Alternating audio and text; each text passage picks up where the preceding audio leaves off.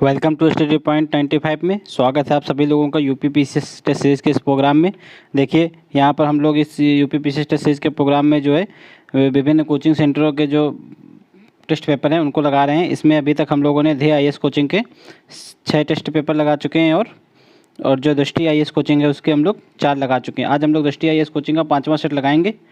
ठीक है, तो चलिए शुरू करते हैं। अगर आप लोगों ने इससे पहले कि चैनल को सब्सक्राइब नहीं किया है तो चैनल को सब्सक्राइब जरूर कर लीजिए, क्योंकि आने वाले ये सभी पेपर आप लोगों को बहुत ही जल्द इसी चैनल पर मिलेंगे। इसलिए आप लोग चैनल को सब्सक्राइब कर लीजिए और वीडियो को भी लाइक करना ना भूलें। ठीक है, देखिए ये उत्तर प्रदेश पीसीएस प्रीलिम्स का जो पेपर है, ठीक है, 2021 वो पेपर है ये।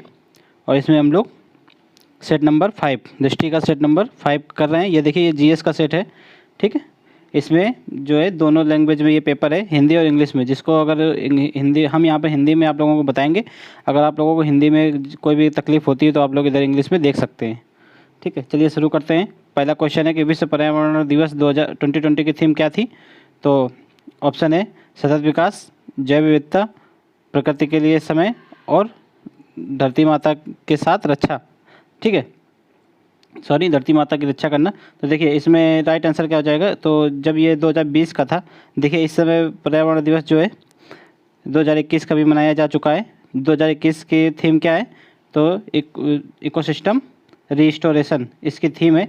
तो ये वाली थीम आप लोग इम्पोर्टेंट है। ये तो पुरानी हो गई है, तो इसलिए इसको अगर आप भूल भी जाएंगे तो कोई दिक्कत नहीं, पर ये वाली थीम बहुत इंपॉर्टेंट है कि इकोसिस्टम रिस्टोरेशन याद रखना है।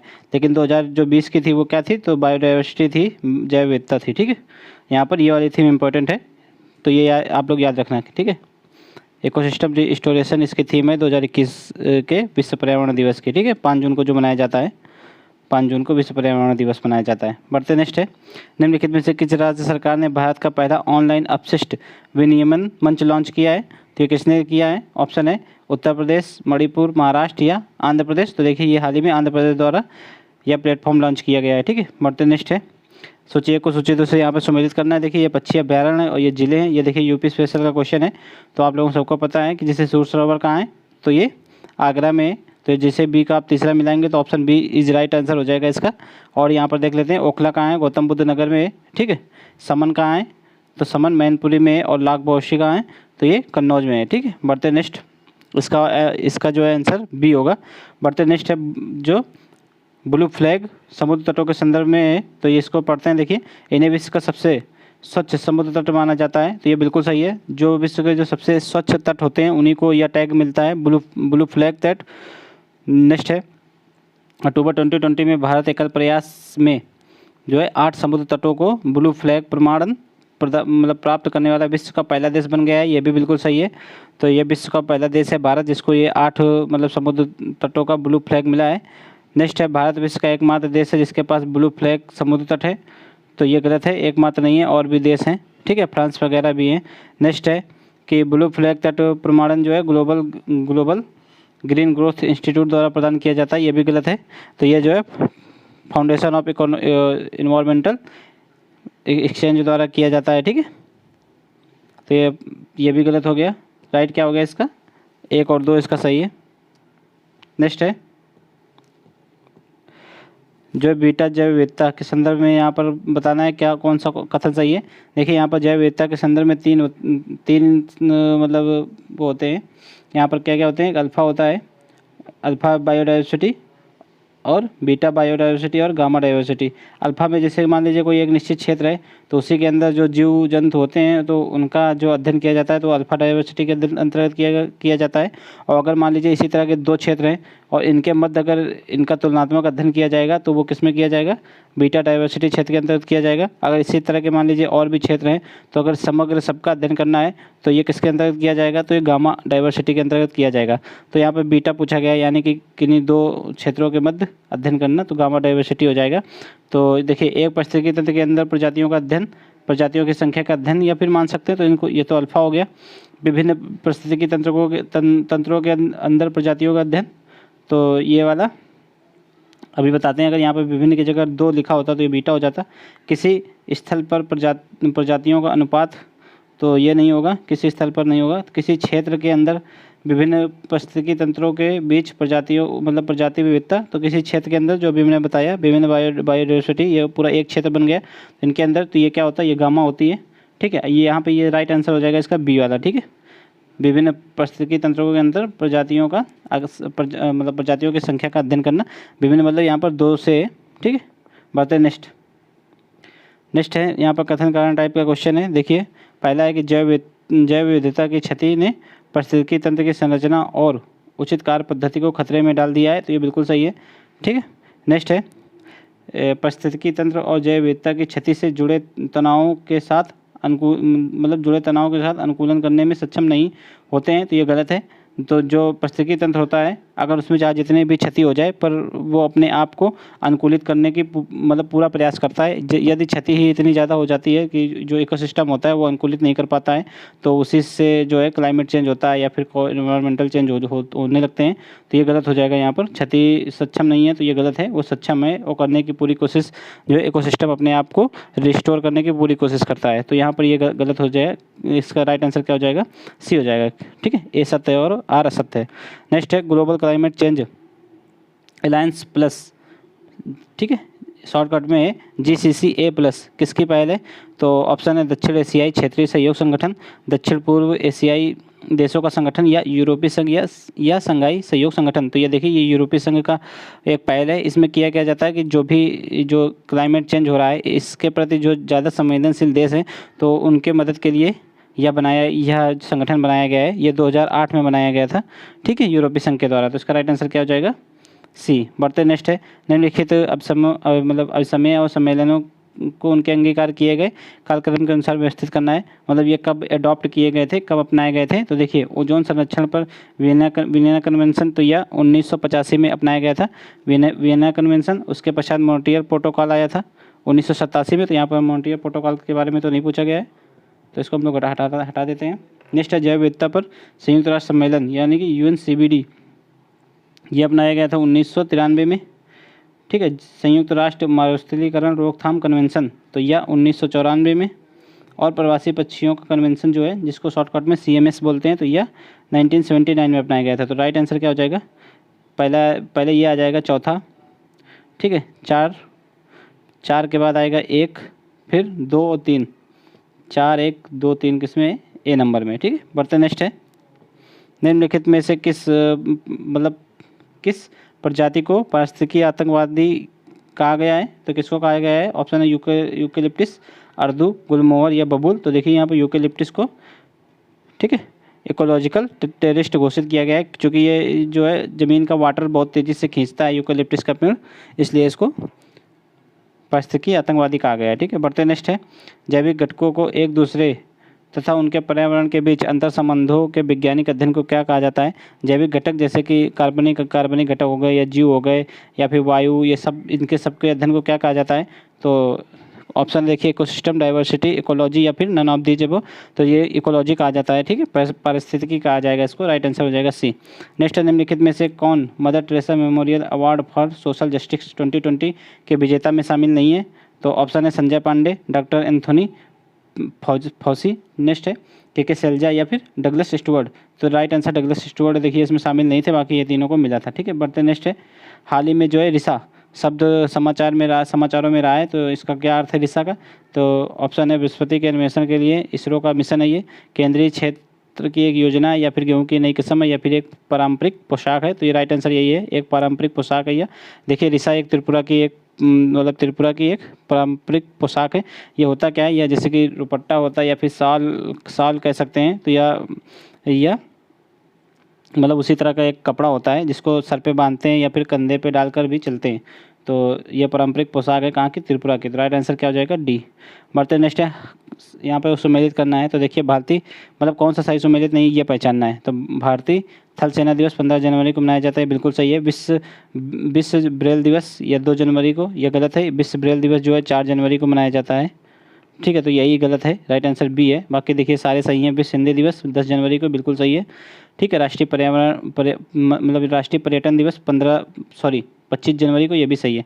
तो राइट आंसर क्या हो जाएगा इसका, बी।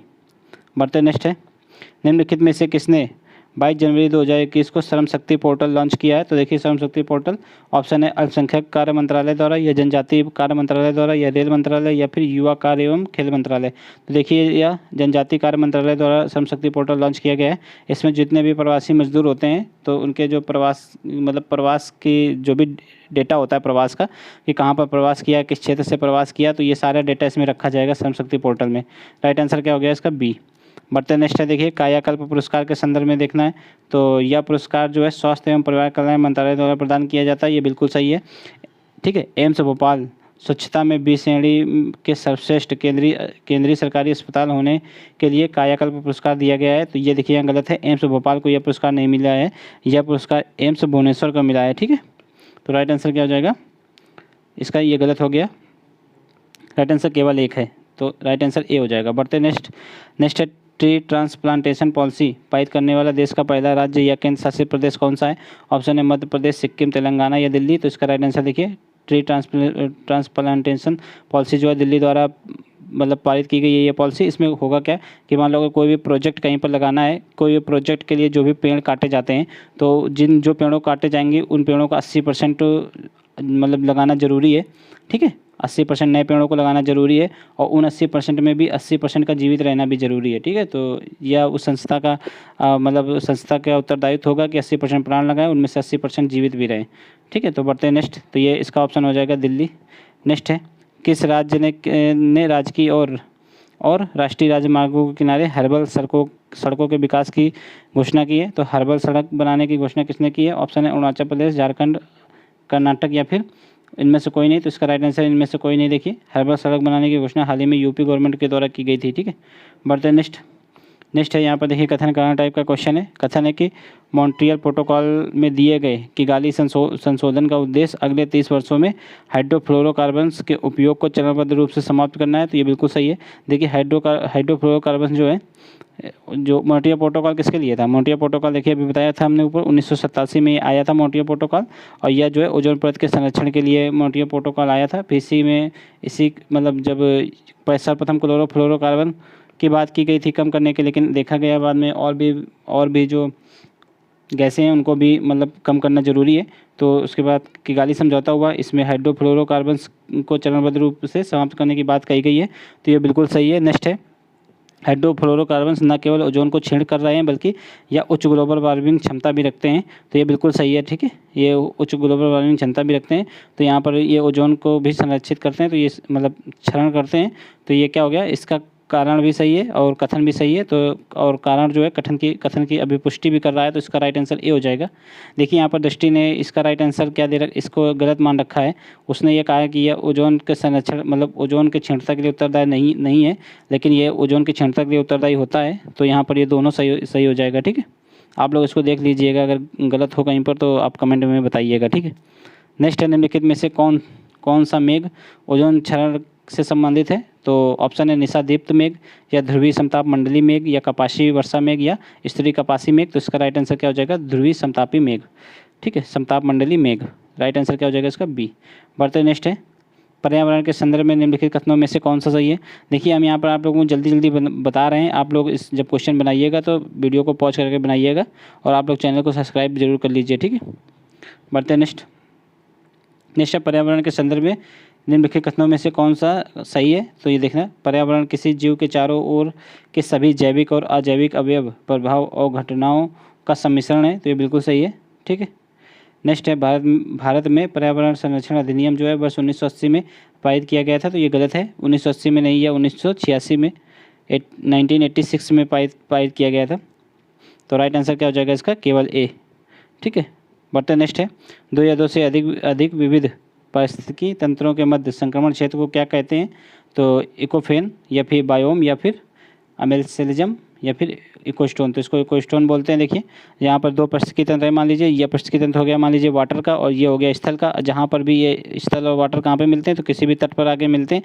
तो ये जो क्षेत्र हो गया ये इकोटोन कहलाता है। अब इकोटोन में होता क्या है कि यहाँ पर इन दोनों क्षेत्रों की विशिष्ट प्रजातियाँ जो भी होगी वो यहाँ पर पाई जाएंगी, और कुछ अन्य प्रजातियाँ भी यहाँ पर विकसित हो जाती हैं जो कि ना तो यहाँ पर पाई जा सकती हैं ना तो यहाँ पर। ठीक है, बढ़ते नेक्स्ट नेक्स्ट है भारत के किस राज्य में जो है एपिको आंदोलन चलाया गया था। तो देखिए एपिको आंदोलन जो है, जब चिपको आंदोलन उत्तराखंड राज्य में चला था तो उसी के संदर्भ में वृक्ष बचाने के लिए जो चिपको आंदोलन चला था, तो उसी से प्रेरणा लेकर ये एपिको आंदोलन जो है कर्नाटक राज्य में भी एपिको आंदोलन जो है वृक्ष बचाने के लिए ही चलाया गया था। राइट आंसर क्या हो जाएगा, कर्नाटक। बढ़ते नेक्स्ट, निम्नलिखित में से कौन सा 100 स्थानीय संरक्षण का उदाहरण नहीं है। 100 स्थानीय मतलब जहाँ पर जीव रह रहे हैं वहीं पर उनका संरक्षण कर देना, और जो है बाह्य स्थानीय क्या होता है, बाह्य स्थानीय मतलब ऐसे जो आर्टिफिशियल रूप से किसी भी स्थान को बनाकर किसी जीव को संरक्षित करना। तो यहाँ 100 स्थानीय का वो उदाहरण नहीं है, ये पूछा गया है, यानी कि वो बाह्य स्थानीय का उदाहरण होगा। तो देखिए यहाँ पर बोटेनिकल गार्डन, ये बिल्कुल सही है। बोटेनिकल गार्डन जो है 100 स्थानीय का संरक्षण का उदाहरण नहीं है, ठीक है, इसको तो अलग से बनाया जाता है। बोटेनिकल गार्डन में यहाँ पर विभिन्न प्रकार के जो भी प्लांट वगैरह रखे जाते हैं जिससे कि मतलब उनके स्पीसीज़ को संरक्षित किया जा सके।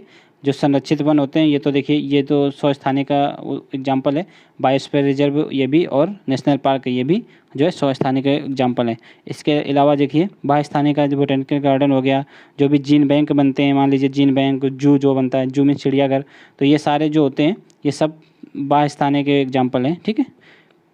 तो राइट आंसर क्या हो जाएगा इसका, ए। बढ़ते नेक्स्ट है, हिम तेंदुए के संदर्भ में देखिए यहाँ पर हिम तेंदुए के संदर्भ में 2 कथन दिए गए हैं। पहला स्टेटमेंट है यह पर्वतीय पारिस्थितिकी तंत्र के स्वास्थ्य का सूचक है, तो बिल्कुल सही है। अगर जो है पर्वतीय पारिस्थितिकी तंत्र अच्छा होगा तो हिम तेंदुआ भी बड़ी संख्या में वहाँ पर पाए जाएंगे, उनकी वृद्धि होगी। अगर वो वही ठीक नहीं होगा तो फिर वो उनकी संख्या घटने लगेगी। अगर उनकी संख्या घटने लगती है तो ये माना जाएगा कि जो पर्वतीय पारिस्थितिकी तंत्र है वह मतलब इस समय अच्छा नहीं है, ठीक है। नेक्स्ट है, IUCN द्वारा इसे लाल सूची में अति संकटग्रस्त रूप में वर्गीकृत किया गया है। अति संकट मीन्स क्रिटिकली इंडेंजर्ड। देखिए ये गलत है, ये उनको वल्नरेबल सूची में रखा गया है, ठीक है। अपने भारत में वल्नरेबल सूची में रखा गया है, तो राइट आंसर क्या हो जाएगा इसका, ये तो गलत हो गया। राइट आंसर केवल ए हो जाएगा, ठीक है, केवल एक। नेक्स्ट है देखिए, सतत विकास शब्द सर्वप्रथम किसके द्वारा परिभाषित किया गया था। ऑप्शन है पर्यावरणीय और विकास पर विश्व आयोग, संयुक्त राष्ट्र पर्यावरण कार्यक्रम, या अंतर्राष्ट्रीय प्रकृति संरक्षण संघ, या फिर ग्रीन पीस इंटरनेशनल। तो देखिए ये जो world commission on environment and development, ये इसके द्वारा ही सर्वप्रथम जो है एक रिपोर्ट जारी की गई थी। उसको क्या बोलते हैं, रिपोर्ट को बोलते हैं our common future. Our common future नाम की एक रिपोर्ट आई थी, इसमें इनके द्वारा जो है सतत विकास शब्द का यूज किया गया था। तो राइट आंसर क्या हो जाएगा, ए, ठीक है। ये आवर कॉमन फ्यूचर रिपोर्ट कब आई थी, तो 1987 में आई थी, ये याद रखना आप लोग। इसी समय मॉन्ट्रियल प्रोटोकॉल भी हुआ था जो कि ओजोन संरक्षण के लिए है, तो ये भी आप लोग याद रखिएगा। बढ़ते नेक्स्ट, सूची 1 को सूची 2 से मिलान कीजिए। तो यहाँ पर देखिए सूची 1 क्या है, यहाँ पे व्यक्ति हैं, यहाँ पे उनके पेशा हैं। ये देखिए हाल ही में जिन व्यक्तियों का निधन हुआ है ये वो सारे व्यक्ति दिए गए हैं, इनका पेशा क्या रहा है। देखिए यहाँ पर माइकल किंडो, नरेंद्र चंचल, गुलाम मुस्तफ़ा खान या फिर नरेंद्र कुमार। देखिए नरेंद्र चंचल क्या थे, ये गायक थे। अगर बी का चौथा आप मिला देते हैं तो पता चल जाता है आप लोगों को, राइट आंसर ए हो जाएगा। और यहाँ पर देख लेते हैं माइकल किंडो क्या थे, तो हॉकी खिलाड़ी थे ये, ठीक है। गुलाम मुस्तफ़ा खान क्या थे, तो गुलाम मुस्तफ़ा खान संगीतज्ञ थे। और नरेंद्र चंचल क्या थे, तो ये पर्वतारोही थे। तो राइट आंसर इसका क्या हो जाएगा, ए। बढ़ते नेक्स्ट है, लद्दाख की भाषा, संस्कृति और भूमि के संरक्षण पर गठित एक समिति गठित की गई है। तो उसके अध्यक्ष कौन बनाए गए हैं। देखिए लद्दाख में भाषा, संस्कृति और भूमि संरक्षण के लिए एक समिति गठित की गई, उसके अध्यक्ष जो है हाल ही में जो है जी कृष्ण रेड्डी को बनाया गया है। तो इसका राइट आंसर क्या हो जाएगा, बी। बढ़ते नेक्स्ट देखिए, 5 जनवरी 2021 को प्रधानमंत्री द्वारा उद्घाटित कोच्चि मंगलूर प्राकृतिक गैस पाइपलाइन की लंबाई कितनी है। यहाँ पर गैस पाइपलाइन की लंबाई पूछी गई है। देखिए ऐसे क्वेश्चन यूपीपीसीएस में पूछ जरूर लिए जाते हैं यूपीपीएससी में, तो आप लोग याद रखिएगा कि ये क्वेश्चन भी इंपॉर्टेंट होते हैं। तो राइट आंसर इसका क्या होगा, ऑप्शन है देखिए 280 किलोमीटर, 360.9 किलोमीटर, या फिर 527.63 किलोमीटर, या फिर 450 किलोमीटर। तो राइट आंसर इसका क्या होगा, 450 किलोमीटर, ठीक है, सी इज राइट आंसर। बढ़ते हैं नेक्स्ट, हाल ही में भारत के कुछ राज्यों में एवियन फ्लू के मामले सामने आए। एवियन इन्फ्लुएंजा का कौन सा उपप्रकार है। तो देखिए यहाँ पर H1N1 या फिर H2N3 या फिर H4N7 या फिर H5N8। तो राइट आंसर क्या है, H5N8, ठीक है। एवियन इन्फ्लुएंजा जो है ये ए टाइप होता है इसका, उसी के कारण यह फैलता है। तो राइट आंसर इसका क्या है, H5N8, ठीक है। इसी को हाल ही में देखा गया है। नेक्स्ट है देखिए, कोविन ऐप हाल ही में लॉन्च किया गया है, कोविन ऐप। तो ये जिसको अभी पता होगा, यहाँ पर देखिए यहाँ पर जो कोविड-19 के लिए टीकाकरण अगर करवाना है तो इसमें आप लोग रजिस्टर्ड करवा सकते हैं इस ऐप के द्वारा भी। तो देखिए इसका स्टेटमेंट पढ़ लीजिए कि यह ऐप जो है कोविड-19 टीकाकरण कार्यक्रम को सुचारू रूप से जो है का को सुनिश्चित करता है, ये बिल्कुल सही है। तो राइट आंसर नेक्स्ट है, यह ऐप जो है गृह मंत्रालय के अधीन संचालित है, ये गलत है। यह जो है स्वास्थ्य एवं परिवार कल्याण मंत्रालय द्वारा संचालित किया जा रहा है, तो ये गलत हो गया, ये स्टेटमेंट सही है पहला। तो राइट आंसर हो जाएगा केवल ए, केवल एक, ठीक है। नेक्स्ट है, पर्यावरण प्रदर्शन सूचकांक 2020 में भारत कौन सा स्थान पर है? ऑप्शन है 121वां, 149वां, या फिर 19, या फिर 179, या फिर 168। तो राइट आंसर क्या हो जाएगा इसका? 168 स्थान पर है भारत, ठीक है, पर्यावरण प्रदर्शन सूचकांक 2020 में। Right answer C. बढ़ते नेक्स्ट है, उत्तर प्रदेश में निम्नलिखित में से किस नदी में जो है घड़ियाल को मई 2020 में प्राकृतिक आवास के संरक्षण और सुरक्षा के लिए राज्य सरकार द्वारा छोड़ा गया है? तो देखिए हाल ही में उत्तर प्रदेश द्वारा ये छोड़ा गया है, तो किस नदी में छोड़ा गया है? ऑप्शन है यमुना, चंबल, घाघरा, चंबल, यमुना या फिर गंगा। तो इसका राइट आंसर देखिए हाल ही में घाघरा रिवर में छोड़े गए हैं, ठीक है, घड़ियाल। तो राइट आंसर ए हो जाएगा इसका। नेक्स्ट है, राष्ट्रीय हरित अधिकरण जो बना था 2010 में, तो इसके संदर्भ में देखना है, तो इसकी स्थापना 2010 में हुई थी, ये बिल्कुल सही है। इसका मुख्यालय भोपाल में, ये गलत है। देखिए इसका मुख्यालय कहाँ है? तो इसका मुख्यालय न्यू दिल्ली में, लेकिन अगर इसका क्षेत्रीय मुख्यालय यहाँ, इसमें इसके 4 क्षेत्रीय मुख्यालय भी हैं। कौन कौन से? कोलकाता, ठीक है, और कौन सा है? चेन्नई में, और पुणे, और भोपाल। तो ये क्षेत्रीय मुख्यालय है, ना कि मुख्य मुख्यालय, प्रमुख मुख्यालय नहीं है इसका। तो ये गलत हो गया। जस्टिस लोकेश्वर सिंह पंटा इसके पहले अध्यक्ष थे, ठीक है, तो ये गलत है। ये सही है।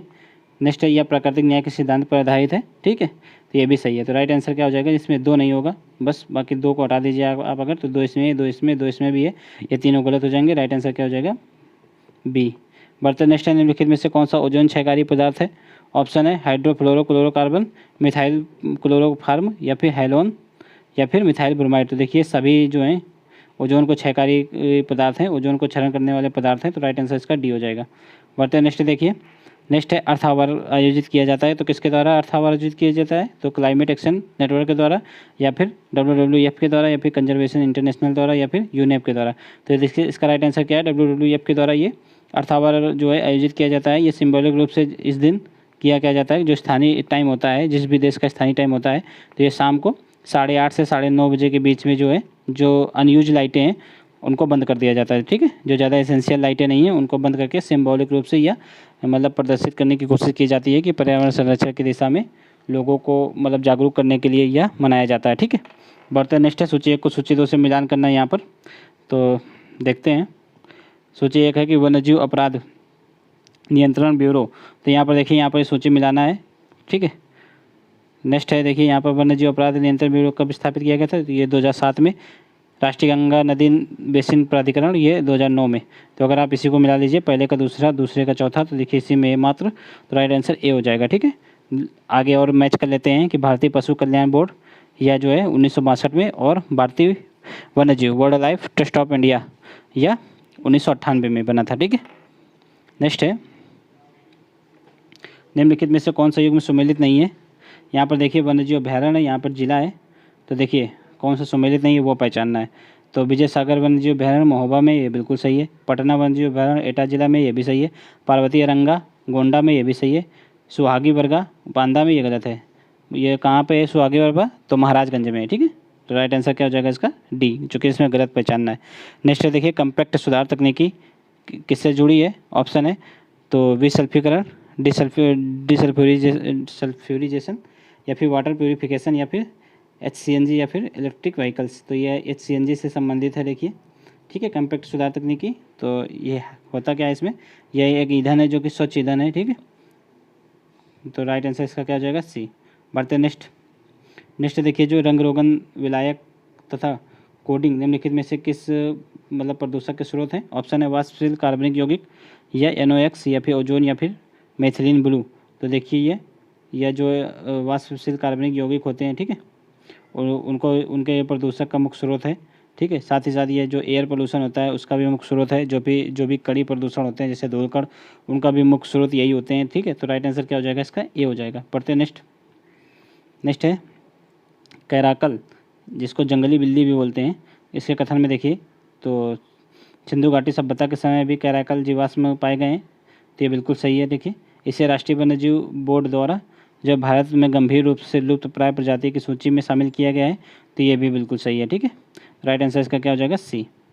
बढ़ते नेक्स्ट, नेक्स्ट देखिए वेनेडियम से संबंधित क्वेश्चन है। वेनेडियम के संदर्भ में निम्नलिखित कथनों पर विचार करना है। तो हाल ही में भारतीय भूवैज्ञानिक सर्वेक्षण ने मणिपुर में वेनेडियम की उपस्थिति की पुष्टि की है। तो ये देखिए गलत हो जाएगा, मणिपुर में नहीं की है, अरुणाचल प्रदेश में हाल ही में की है।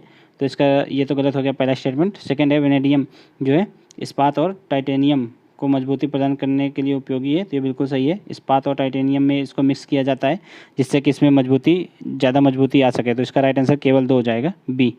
बढ़ते नेक्स्ट है हाल ही में जो है नरिंदन केला चर्चा में रहा है। तो ये हाल ही में किसे जीआई टैग मिला है, किस राज्य को, तो ये देखना है। ऑप्शन है पांडुचेरी, केरल, अंडमान निकोबार या उत्तर प्रदेश। तो ये देखिए नरिंदन नाम से आप लोगों को थोड़ा थोड़ा लग रहा होगा ये केरल का है, ठीक है।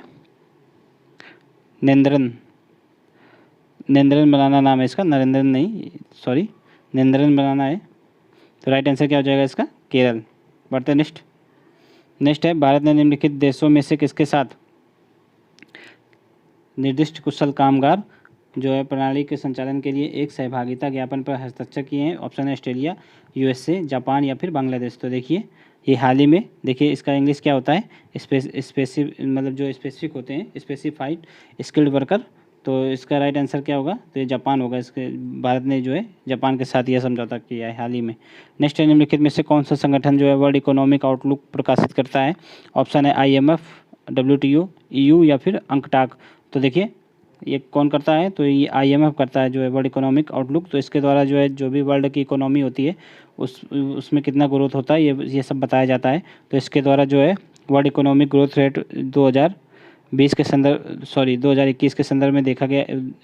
इसका अनुमान 2021 के संदर्भ में कितना है, तो 5.5 का है। और 2022 के संदर्भ में कितना है वर्ल्ड इकोनॉमिक ग्रोथ, तो 4.2 का अनुमान है, ठीक है। भारत में इसका अनुमान कितना है 2021 में, तो देखिए भारत में 2021 में इसका 11.5 का अनुमान है, ठीक है। और यह विश्व का एकमात्र देश होगा जो कि डबल डिजिट में ग्रोथ अपना करेगा। तो इसका राइट आंसर क्या हो जाए, इसका राइट आंसर तो क्या हो जाएगा, ए हो जाएगा। और ये याद रखना जो भी हमने आप लोगों को बताया पूरा वर्ल्ड इकोनॉमिक और भारत के संदर्भ में इसके जो मुख्य बिंदु हैं वो। नेक्स्ट है 13 जनवरी 2021 को डोनाल्ड ट्रंप पर जो है दूसरी बार महाभियोग चलाया गया था। तो यहाँ ये पूछा गया कि प्रथम बार महाभियोग कब चलाया गया था। तो देखिए ऑप्शन है 2017, 2018, 2019 या 2020। तो देखिए 2019 में इन पर जो है प्रथम बार महाभियोग चलाया गया था। ये जो यूक्रेन के साथ इनके संबंध थे, यूक्रेन के साथ समझौता हुआ था। तो उसके संदर्भ में उन पर जो शंका व्यक्त की गई थी, इसलिए 2019 में जो है महाभियोग चलाया गया था अमेरिका के राष्ट्रपति डोनाल्ड ट्रंप पर। और 2021 में किस लिए चलाया गया था, तो वहाँ की संसद में जो संसद के घेराव किया गया था तथा कथित कुछ उपद्रवियों द्वारा तो जो वो विद्रोह हुआ था, तो विद्रोह के षड्यंत्रकारी माने गए थे डोनाल्ड ट्रंप। तो इसलिए उन पर यह जो है दूसरी बार महाभियोग चलाया गया था। तो राइट आंसर इसका क्या हो जाएगा, सी। नेक्स्ट है देखिए कथन और कारण टाइप का क्वेश्चन है। कथन है जो है पर्यावरणीय प्रभाव आकलन पर्यावरणीय सरोकारों के साथ जो है विकास गतिविधियों के सामंजस्य के लक्ष्य को प्राप्त करने के लिए योजनाकारों के पास उपलब्ध उपकरणों में से एक है। तो ये बिल्कुल सही है। देखिए जो पर्यावरणीय प्रभाव आकलन जो है किया जाता है। नेक्स्ट है यह व्यवहार्यता रिपोर्ट तैयार करने की पहल के समय जो है विकासात्मक गतिविधियों में पर्यावरणीय मुद्दों को एकीकृत करता है। तो ये भी सही है। राइट आंसर इसका क्या हो जाएगा, ए हो जाएगा, ठीक है। तर्क जो है कथन का पुष्टि भी करता है, ठीक है। नेक्स्ट देखिए क्या है, नेक्स्ट है वैश्विक वन संसाधन मूल्यांकन 2020 के संदर्भ में भारत में कुल वैश्विक वन कितना है। देखिए सबसे पहले देख लेते हैं यहाँ पर वैश्विक वन संसाधन मूल्यांकन या किसके, ग्लोबल फॉरेस्ट रिसोर्स असेसमेंट 2020। तो ये किसके द्वारा जारी की जाती है यह रिपोर्ट, तो FAO के द्वारा, ठीक है, वर्ल्ड फूड ऑर्गेनाइजेशन के द्वारा किया जाता है। तो हर 5 वर्ष में ये रिपोर्ट निकाली जाती है। और जो भारत सरकार के द्वारा जो भारत की रिपोर्ट है, भारत की वन संसाधन रिपोर्ट, वह हर 2 वर्ष में निकाली जाती है। और जो विश्व लेवल पे वो 5 वर्ष में निकाली जाती है, ये याद रखना आप लोग। तो इसके अनुसार भारत में कितना वन है, तो ये 2% है, ठीक है। नेक्स्ट है निम्नलिखित में से किस देश ने विश्व का सबसे बड़ा सौर वृक्ष विकसित किया है। तो ऑप्शन है भारत, जर्मनी, फ्रांस या UAE। तो देखिए हाल ही में भारत के द्वारा यह विकसित किया गया है। भारत में कहाँ पर, वेस्ट बंगाल द्वारा भारत में वेस्ट बंगाल में यह सौर प्लांट लगाया गया है, ठीक है, जो कि विश्व का सबसे बड़ा सौर प्लांट माना जा रहा है। तो ऑप्शन इसका क्या हो जाएगा, ए हो जाएगा। बढ़ते नेक्स्ट है मुकुर्थी राष्ट्रीय उद्यान के संदर्भ में। देखिए वहाँ के कीस्टोन प्रजाति के बारे में पूछा गया है। कीस्टोन प्रजाति मतलब वह प्रजाति जो है उसी स्थान विशेष में जो प्रजाति पाई जाती है, जो प्रजाति मतलब किसी स्थान विशेष में पाई जाती है तो वहाँ की किस वन प्रजाति कहलाती है। तो देखिए यहाँ पर मुकुर्थी राष्ट्रीय उद्यान की कौन सी हो जाएगी, तो ऑप्शन है रॉयल जो है royal tiger, royal Bengal tiger, Nilgiri tahr या फिर लायन टेल्ड मैकॉक, ठीक है, या फिर एशियाई हाथी। तो देखिए यहाँ पर नीलगिरी ताहर है जो वो यहाँ पर मुकुर्थी राष्ट्रीय उद्यान में पाया जाता है। मुकुर्थी राष्ट्रीय उद्यान कहाँ पे है, ये केरल में पड़ता है, ठीक है। Option B is right answer. बढ़ते नेक्स्ट है, हाल ही में भारत वन स्थिति रिपोर्ट के अनुसार वन क्षेत्र के घटते क्रम में इनको रखना है। देखिए वन क्षेत्र के घटते क्रम में, तो देखिए अति सघन वन अपने भारत में कितना है, तो 3.2% अति सघन है। मध्यम सघन कितना है, तो ये 9.38 है। और खुले वन कितना है, 9.2 या फिर समथिंग है ऐसे करके, 9.2 कुछ का है। तो इसका पहला ऑप्शन क्या हो जाएगा, इसका दूसरा, फिर तीसरा, फिर वन, तो इसका 2 3 1 हो जाएगा, 2 3 1। राइट आंसर क्या हो जाएगा, इसका बी हो जाएगा, ठीक है। तो सबसे ज़्यादा क्या कौन से वन है, तो सबसे ज़्यादा मध्यम सघन है, फिर उसके बाद खुले वन है, अति सघन वन जो है सबसे कम है, 3.02% है। देखिए नेक्स्ट क्वेश्चन है, नेक्स्ट है भारत की पहली भूतापी परियोजना कहाँ पर स्थापित किया जाएगा। तो देखिए ये कहाँ पर स्थापित की जा रही है, भारत की पहली भूतापी परियोजना ये लद्दाख के जो है पूगा घाटी में स्थापित की जा रही है, ठीक है। राइट आंसर क्या हो जाएगा, इसका ए हो जाएगा, ठीक है। बढ़ते नेक्स्ट देखिए, निम्नलिखित में कथनों पर विचार कीजिए। तो कथन है, पहला स्टेटमेंट है कि जेट्रोफा और करंजिया ये क्या है, ये देखिए पौधे हैं, इनके द्वारा जो है ईंधन बनाया जा सकता है इनके द्वारा। तो इसके संदर्भ में देखिए, जेट्रोफा और करंजिया जैसे पौधे आर्द्र शुष्क और बंजर भूमि वाले क्षेत्रों में पाए जाते हैं, बिल्कुल सही है, ठीक है। जीवाश्म ईंधन जैसे पेट्रोलियम और डीजल की तुलना में जैव ईंधन की ऊर्जा घनत्व कम होता है, तो ये बिल्कुल सही है।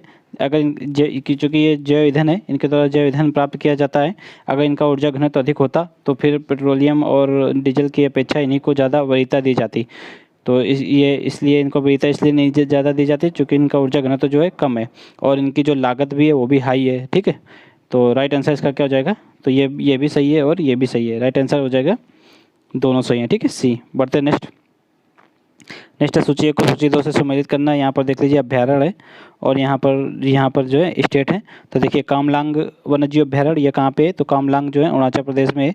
और डम्फा कहाँ पे, ये मिजोरम में पड़ता है। गुमटी त्रिपुरा में है और नतागकी ये कहाँ पे, ये नागालैंड में। तो इसका राइट आंसर क्या हो जाएगा, 4321।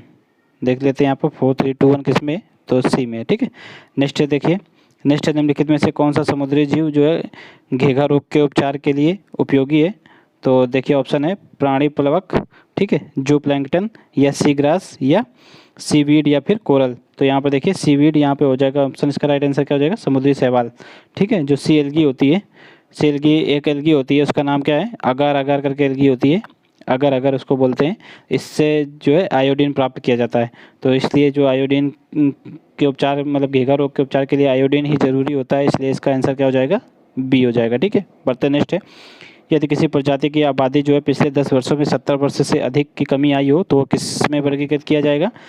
ऑप्शन है देख लीजिए, क्रिटिकली इंडेंजर्ड, वल्नरेबल, इंडेंजर्ड या फिर नियर थ्रेटेंड।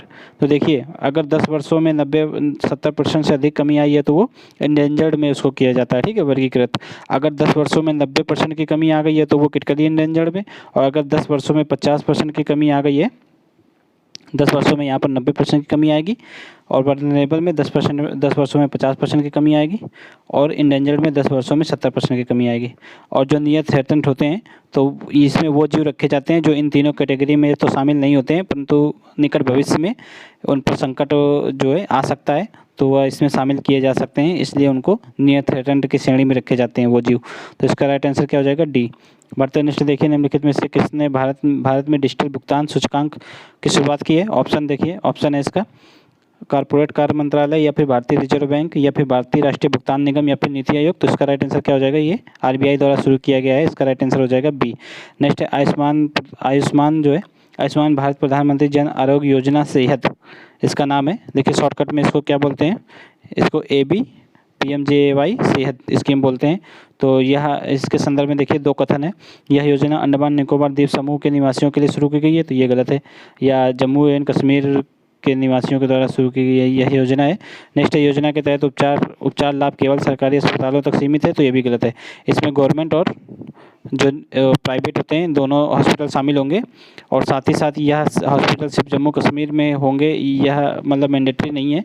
जो भी हॉस्पिटल पूरे भारत में जो भी हॉस्पिटल इस योजना के तहत जो पंजीकृत होंगे, जो इस योजना में रजिस्टर्ड होंगे, तो उसमें कहीं पर भी जम्मू कश्मीर के नागरिक जो हैं अपना इलाज करवा सकते हैं। ठीक है, तो राइट आंसर इसका क्या हो जाएगा, इसमें कोई भी सही नहीं है।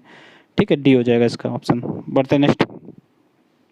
हाल ही में भारत के किस राज्य में जो है मोनपा हस्तनिर्मित कागज के निर्माण कला है को खादी एवं ग्रामोद्योग आयोग द्वारा पुनर्जीवित किया गया है। देखिए केवीआईसी की स्थापना कब की गई थी, तो केवीआईसी की स्थापना 1954 में की गई थी, एक केवीसीआई आयोग के द्वारा की गई थी। ठीक है, तो इसके द्वारा हाल ही में एक मतलब क्या कहा गया है यहाँ पर कि भारत के किस राज्य द्वारा मोनपा हस्तनिर्मित कागज कला को खादी एवं ग्रामोद्योग आयोग द्वारा पुनर्जीवित किया गया है। ऑप्शन है अरुणाचल प्रदेश, तेलंगाना, उत्तराखंड या फिर पश्चिम बंगाल। तो इसका राइट आंसर क्या हो जाएगा, ये अरुणाचल प्रदेश। ठीक है, मोनपा कागज निर्माण कला जो है अरुणाचल प्रदेश की है, तो राइट आंसर इसका सी होगा। ये आप लोग याद रखना, ऐसे क्वेश्चन बनते हैं पेपर में। नेक्स्ट है 18 जनवरी 2021 को प्रधानमंत्री नरेंद्र मोदी को निम्नलिखित में से किस मंदिर के ट्रस्ट के अध्यक्ष के रूप में नियुक्त किया गया है। ऑप्शन है भगवान वेंकटेश्वर मंदिर, या फिर सोमनाथ, या फिर वैष्णो देवी मंदिर, या फिर पद्मावती स्वामी मंदिर। तो राइट आंसर क्या हो जाएगा, सोमनाथ मंदिर के ट्रस्ट के अध्यक्ष के रूप में पीएम मोदी को नियुक्त किया गया है। ठीक है, राइट आंसर क्या हो जाएगा, बी। नेक्स्ट है भारतीय अंतर्राष्ट्रीय फिल्म महोत्सव IFFI।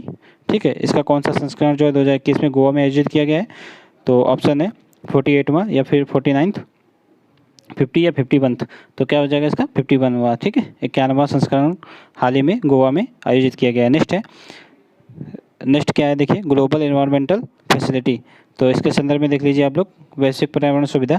तो ये मतलब इसकी स्थापना से संबंधित कौन सा है, देखिए यहाँ पर इसकी स्थापना कब हुई थी। तो संयुक्त राष्ट्र पर्यावरण विकास सम्मेलन 1992, विश्व सतत विकास शिखर सम्मेलन 2002, संयुक्त राष्ट्र मानव पर्यावरण सम्मेलन 1972, या फिर संयुक्त राष्ट्र सतत विकास शिखर सम्मेलन 2015। देखिए इसकी स्थापना जो है संयुक्त राष्ट्र पर्यावरण विकास सम्मेलन 1992 के द्वारा की गई थी। ठीक है, या इसमें किया क्या जाएगा कि जो भी योजनाएं चलाई जाएंगी पर्यावरण संरक्षण से संबंधित, तो उनमें यह वित्त पोषण का काम करता है। ठीक है, बढ़ते नेक्स्ट है खाद्य श्रृंखला में एक पोषक स्तर से दूसरे पोषक स्तर में जाते समय किसी प्रदूषक की सांद्रता में वृद्धि को क्या कहते हैं। तो देखिए ये इन्वायरमेंट में काफ़ी फेमस क्वेश्चन है, तो इसको क्या बोलते हैं, तो बायोमैग्निफिकेशन बोलते हैं। ठीक है, तो बायोमैग्निफिकेशन में होता क्या है, मान लीजिए कोई जीव के अंदर मान लीजिए कोई अपशिष्ट आ गया या फिर कोई केमिकल, तो ये मान लीजिए उसके अंदर केमिकल जमा हो जाता है, तो उसको बायोमैग्निफिकेशन बोलते हैं।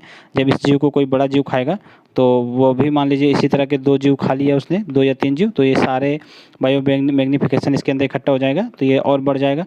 अब इसको मान लीजिए किसी बड़े जीव ने खा लिया, तो इसी तरह के और जीव खा लिया, तो उसके अंदर यही केमिकल जो है वो ज़्यादा मात्रा में इकट्ठा हो जाएंगे, तो इसी प्रक्रिया को बायोमैग्निफिकेशन बोलते हैं। राइट आंसर क्या हो जाएगा इसका, सी। नेक्स्ट है यूवी रेस जो होते हैं उनके प्रकार के संदर्भ में यहाँ पर देखिए यूवी रेस, देखिए आप लोगों को पता होगा यूवी रेस 3 प्रकार के होते हैं, UV type A, UV type B, UV type C. तो इसमें टाइप सी जो है सबसे खतरनाक होती है, टाइप सी। ठीक है, और ये जो है पर्यावरण के, ये खतरनाक तो है लेकिन ये जो है पृथ्वी तक नहीं पहुंच पाती है, ये याद रखना, क्योंकि ये जो पृथ्वी का वातावरण है उसके द्वारा ये अवशोषित कर ली जाती है। ठीक है, तो इससे कोई ज़्यादा खास नुकसान नहीं होता है पृथ्वी में रहने वाले जितने भी जीव जंतु हैं उनको। और ये UVA ये पृथ्वी पर आसानी से आ जाती है, और UVB ये भी कुछ हद तक पृथ्वी के द्वारा अवशोषित कर ली जाती है लेकिन पूरी नहीं की जाती है, तो ये भी कुछ हद तक पृथ्वी तक आ जाती है। इसमें होता क्या है, देखिए तरंगदैर्घ्य जो इसका तरंगदैर्घ्य जो है सबसे ज़्यादा होता है ए का तरंगदैर्घ्य सबसे ज़्यादा होता है, और फिर ये मान लीजिए ए का तरंगदैर्घ्य हो गया, फिर बी का और सी का सबसे कम तरंगदैर्घ्य होता है, तो इसलिए सी जो है पृथ्वी तक नहीं पहुंच पाती। ठीक है, अब यहाँ पर देख लेते हैं UVA विकिरण त्वचा के मध्य परत को भेज सकता है, ये बिल्कुल सही है, क्योंकि UVA जो है पृथ्वी तक आ जाती है और यही त्वचा के मध्य परत को भेद कर कैंसर जैसे मतलब त्वचा विकार जो भी होते हैं वो UVA के कारण ही होते हैं। नेक्स्ट सूर्य का UVC विकिरण पृथ्वी की सतह तक नहीं पहुंच पाता, ये बिल्कुल सही है। देखिए चूँकि इसका तरंगदैर्घ्य बहुत छोटा होता है, इसलिए यह जो धूल कण होते हैं या फिर जो वायुमंडलीय कण होते हैं उनके द्वारा अवशोषित कर लिए जाते हैं या फिर टकरा कर इनसे परावर्तित कर दिए जाते हैं। तो इसका राइट आंसर क्या हो जाएगा, दोनों सही है इसमें, राइट आंसर सी हो गया। बढ़ते नेक्स्ट। देखिए नेक्स्ट है, निम्नलिखित में से कौन सा ओजोन संरक्षण का परिणाम नहीं है? तो ऑप्शन है नेत्रलेंस के कार्निया की क्षति, ये बिल्कुल सही है। त्वचा कैंसर, ये भी सही है। जलवायु परिवर्तन, ये नहीं सही है। देखिए ऐसा माना जाता है कि जो O3 है, ये जो है ग्लोबल वार्मिंग जो होता है, ग्लोबल वार्मिंग में योगदान नहीं होता है ओजोन का, इसलिए ये जलवायु परिवर्तन में भी इसका कोई योगदान नहीं है। तो राइट आंसर क्या हो जाएगा? Climate change. बढ़ता नेक्स्ट है, सूची 1 को सूची 2 से सम्मिलित करना है। देखिए फ्लोरिनेटेड गैस, तो एल्युमिनियम एवं सेमीकंडक्टर निर्माण के लिए उपयोगी, ये बिल्कुल सही है। ठीक है। ब्लैक कार्बन, ये डीजल उत्सर्जन वाले वाहन होते हैं उनसे निकलता है, ये भी सही है। नाइट्रस ऑक्साइड, महासागरों एवं जीवाणुओं के नाइट्रस का विघटन, तो ये भी बिल्कुल सही है। इसका यही हो जाएगा सी का, सामने सामने मैच हो जाएगा। मिथेन आर्द्रभूमियों से निकलती है, तो इसका राइट आंसर क्या हो जाएगा? पहले का पहला, दूसरे का दूसरा, तीसरे का तीसरा और चौथे का चौथा। राइट आंसर बी हो जाएगा। बढ़ते नेक्स्ट, निम्नलिखित में कौन सा भारत की सबसे बड़ी तितली है? यह देखना है यहाँ पर, साउदर्न बर्डिंग या फिर मालाबार रोज या फिर गोल्डन बर्डिंग। तो इसका राइट आंसर क्या हो जाएगा? Golden birdwing. जो भी गोल्डन बर्डविंग है, ये भारत की सबसे बड़ी तितली है, ये याद रखना। साउदर्न बर्डविंग या कर्नाटक की जो है राज्य की तितली है, ये भी याद रखना आप लोग। नेक्स्ट, वन्यजीव एवं वनस्पतियों की लुप्त प्रजातियों में अंतर्राष्ट्रीय व्यापार एवं कन्वेंशन को निम्नलिखित रूप में भी जाना जाता है। इसको देखिए, इसका शॉर्ट फॉर्म क्या है? साइट्स इसको बोलते हैं। देखिए, convention on international trade in endangered species of world जो है फ्लोरा एंड फना, तो इसको क्या बोलते हैं? साइट शॉर्टकट में बोलते हैं। इसको जो है अंगीकृत कब किया गया था? तो विश्व के द्वारा 1975 में साइट को अपनाया गया था, लेकिन भारत के द्वारा 1976 में इसको अडॉप्ट किया गया था। भारत ने इसको 1976 में इसमें साइन कर हस्ताक्षर करके भारत ने साइट को अपनाया था। और इसका जो तीसरा कन्वेंशन भी हुआ था, इसका COP3, ये कहाँ हुआ था? ये इंडिया में हुआ था, COP3 1981 में। ये भी याद रखना आप लोग। तो इसी को वाशिंगटन कन्वेंशन भी बोलते हैं। ठीक है। तो राइट आंसर इसका क्या हो जाएगा? बी। बढ़ते नेक्स्ट, देखिए हाल ही में समाचारों में रहा जो है एंथ्रोपोज, तो किससे संबंधित है? ऑप्शन देखिए क्या है? ग्लोबल वार्मिंग से है, या फिर कोविड-19 से, या फिर जलवायु परिवर्तन से, या फिर इनमें से कोई नहीं। तो देखिए एंथ्रोपोज क्या है कि एंथ्रोपोज मतलब जो भी मानव या फिर जीवों पर कोविड-19 का क्या प्रभाव पड़ा है, इसका अध्ययन किया जाएगा एंथ्रोपोज के द्वारा। तो ये जो है यूके द्वारा ये वर्ड गठित किया गया है। तो राइट आंसर क्या हो जाएगा? कोविड-19 से। नेक्स्ट है, वायुमंडल में निम्नलिखित गैसों की मात्रा बताइए यहाँ पर परसेंटेज के बढ़ते क्रम में व्यवस्थित कीजिए। ठीक है। तो देखिए यहाँ पर सबसे ज़्यादा क्या पाया जाता है? बढ़ते क्रम में व्यवस्थित करना है यहाँ पर। तो सबसे कम यहाँ पर सबसे पहले देखा जाएगा। तो सबसे कम क्या है? हाइड्रोजन, ये कितना होता है? 0.00005%। फिर उसके बाद हीलियम, ये कितना होता है? 0.0005%। फिर उसके बाद क्या पाया जाता है? कार्बन डाइऑक्साइड, ये कितना होता है? 0.03% होता है। ठीक है। नेक्स्ट क्या है? आर्गन कितना होता है? 0.93%। तो इसका राइट आंसर क्या हो जाएगा? ये हो जाएगा इसका बढ़ते क्रम में, हाइड्रोजन, हीलियम, कार्बन डाइऑक्साइड और आर्गन, मतलब 2 1 4 3 देखिए 2 1 4 3 बी ऑप्शन में। ठीक है। राइट आंसर बी हो जाएगा। नेक्स्ट है, ट्रैफिक का मुख्यालय क्या है? देखिए ट्रैफिक इसको कब अपनाया गया था? ये भी जो है जो भी जीव जंतु होते हैं उनका अवैध व्यापार न हो, इसलिए इसको भी स्थापना की गई थी। इसका मुख्यालय कहाँ है? तो कैम्ब्रिज उत्तराखंड में है। तो देखिए अभी हमने आप लोगों को बताया साइट का उद्देश्य भी यही है कि जो भी जीव जंतु हैं उनका मतलब संरक्षण किया जा सके। तो साइट को 1975 में अपनाया गया था विश्व के द्वारा, लेकिन ट्रैफिक को 1976 में, उसके 1 वर्ष पश्चात अपनाया गया था। ये याद रखना यहाँ पर। ट्रैफिक जो है IUCN और WWF, इन दोनों संस्थाओं के सदस्यों की देन है ये ट्रैफिक। ठीक है। बढ़ते नेक्स्ट है जो है गणतंत्र दिवस की परेड जो है 2021 में राज्य की हॉकी प्रथम पुरस्कार किस राज्य की हॉकी को मिला? तो ऑप्शन है राजस्थान, पश्चिम बंगाल, उत्तर प्रदेश या फिर तमिलनाडु। देखिए जो उत्तर प्रदेश की हॉकी निकली थी, राम मंदिर की हॉकी थी वो, तो ठीक है, तो उसी को यह प्रथम पुरस्कार मिला था। तो राइट आंसर क्या हो जाएगा इसका? बी। बढ़ते नेक्स्ट देखिए, निम्नलिखित में से कौन सा देश चंद्रमा पर प्रथम परमाणु रिएक्टर स्थापित करने की योजना बना रहा है? ऑप्शन है चीन, जर्मनी, अमेरिका या फिर रूस। तो देखिए ये अमेरिका बना रहा है। ठीक है। चंद्रमा पर प्रथम परमाणु रिएक्टर स्थापित करने की योजना। राइट आंसर क्या हो जाएगा? सी। ये देखिए कब तक ये स्थापित हो जाएगा? तो ये 2026 तक अमेरिका जो है चंद्रमा पर प्रथम परमाणु रिएक्टर स्थापित कर देगा, ऐसा अनुमान है। नेक्स्ट है, जापान किस वर्ष तक अंतरिक्ष में प्रथम काष्ठ आधारित उपग्रह लॉन्च करेगा? काष्ठ मीन्स लकड़ी आधारित, चूँकि लकड़ी का बनाया जाएगा तो ये जल्दी बन जाएगा, आप ऐसे अंदाज़ा लगा सकते हैं। तो राइट आंसर इसका क्या हो जाएगा? ए, 2023 में। ठीक है। बढ़ते नेक्स्ट है, जनवरी 2021 में जो है फास्टिंग आर्कचेंज तडोबा को पुनः किस देश का राष्ट्रपति चुना गया है?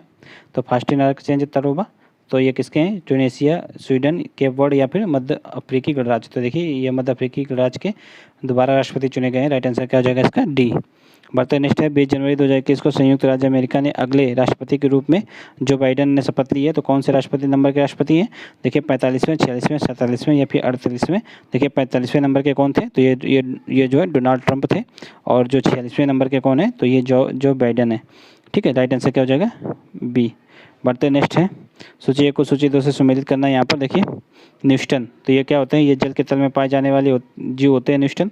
ठीक है, बेंथोस या जल के सतह पर तैरने वाले होते हैं प्लैंकटन, या क्या होता है? सूक्ष्म पादप जीव होते हैं। और नेक्टन, ये क्या होते हैं? वायु जल के अंतर संपर्क स्थान पर रहने वाले जीव को नेक्टन बोलते हैं। ठीक है, तो ये पर्यावरणीय टर्मिनोलॉजी है, इनको आप लोग याद कर लीजिए, एनवायरमेंटल टर्मिनोलॉजी है ये।